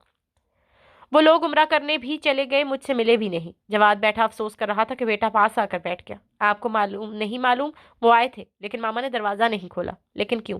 मामा कहती हैं ये मेरा घर है, यहाँ जो भी आएगा मेरी मर्जी से आएगा। बाप के कान में सरगोशी की। इंसान को इतनी घटिया सोच कभी नहीं होना चाहिए। टीवी चैनल बदलते एक पल को इसका हाथ रुका तो बेटे ने माँ की बुराई बाप के से कर ही दी। बाप पर किया है पेट का हल्का। वो बिना डरे बोली, मेरी बीवी और मेरे बच्चे मुझसे मिलने आए थे, लेकिन तुमने इन सब से घर का दरवाजा ही बंद कर दिया। वो उम्रा करने चले गए हैं। जवाद की आवाज़ इस बार बुलंद भी थी और तल्ख भी। तल्खी अपने हालात के लिए जिसका जिम्मेदार वो खुद था। मेरी बीवी, मेरे बच्चे पर जिस तरह जोर देकर कहा, समरा का खून ही तो खोल गया। लेकिन खामोश रहना बेहतर था। करूंगी वही जो मेरा दिल चाहेगा। हड़तड़मी से सोचा और सारी तवज्जो चैनल बदलने पर लगा दी। जैसे दुनिया में इससे ज्यादा तवज्जो तलब और कोई काम नहीं। बात तरजीहात की होती है। कभी जो शख्स खुद से दूर लगा होता है अनजाने खदशात राय रखते हैं। पहली बीवी और बच्चों को सर पर मुसल्लत न कर दे, वो तो कब तक अपनी जगह खाली किए छोड़कर आगे बढ़ गई थी। समरा जैसे भी यकीनी का शिकार लोग कभी सुकून नहीं पाते। जवाद की दूसरी शादी के कुछ अरसे बाद फरीदा ने रानिया की शादी में देर न की थी। वही फरीदा जिसे बेटी के लिए कोई मौजूद शख्स नहीं मिलता था, अब हालात के बदलते रुख देखकर जल्द अज जल्द इस फर्ज को पूरा करना चाहती थी। समरा ने अपनी हक जताने वाली नेचर से बहुत जल्द सबको ये सोचने पर मजबूर कर दिया था कि सिदरा के साथ इस घर में बुरा हुआ था। जबान से न सही, दिल में इसका एतराफ वो और सलीम साहब बारहा कर चुके थे। घर बाप की पेंशन से चलता था और जवाद को काम करने की आदत जो न थी। रिटायरमेंट पर मिलने वाली रकम से फरीदा ने ऊपर का पोर्शन बनवाकर किराए पर चढ़ा दिया था। भरम ही सही रखने में किस हद तक कामयाब तो हुई थी। किस मुंह से एतराफ करती कि हीरे की कदर ना की। जो भी था सहना तो था। पक्की ईंटों वाले सहन में पानी का छिड़काव किए वो अब सांसों में इसकी बहक उतार रही थी, जिसमें इस घर के मकीनों की सांसें विश्वास रखती थी। क्यारी में लगे अनार के खिलते पौधों की खट्टी मीठी खुशबू, मोती की दिलफरेब महक घर के इस हिस्से को मुअत्तर किए जाने थी। तगो में हलकान हुए जा रही थी। घर एक अरसे बाद फिर से आबाद हो गया था। गुहर और नायाब की खिलखिलाहटें घर में जिंदगी की जिंदा होने का सबूत दे रही थी। कुछ ही देर में रात की रानी की खुशबू भी आंगन का हाथा करने, फूलों की कैद से रिहाई पाने को थी कि खुशबू और यकीन का मिलाप हो जाए तो सफर कभी रुकता नहीं।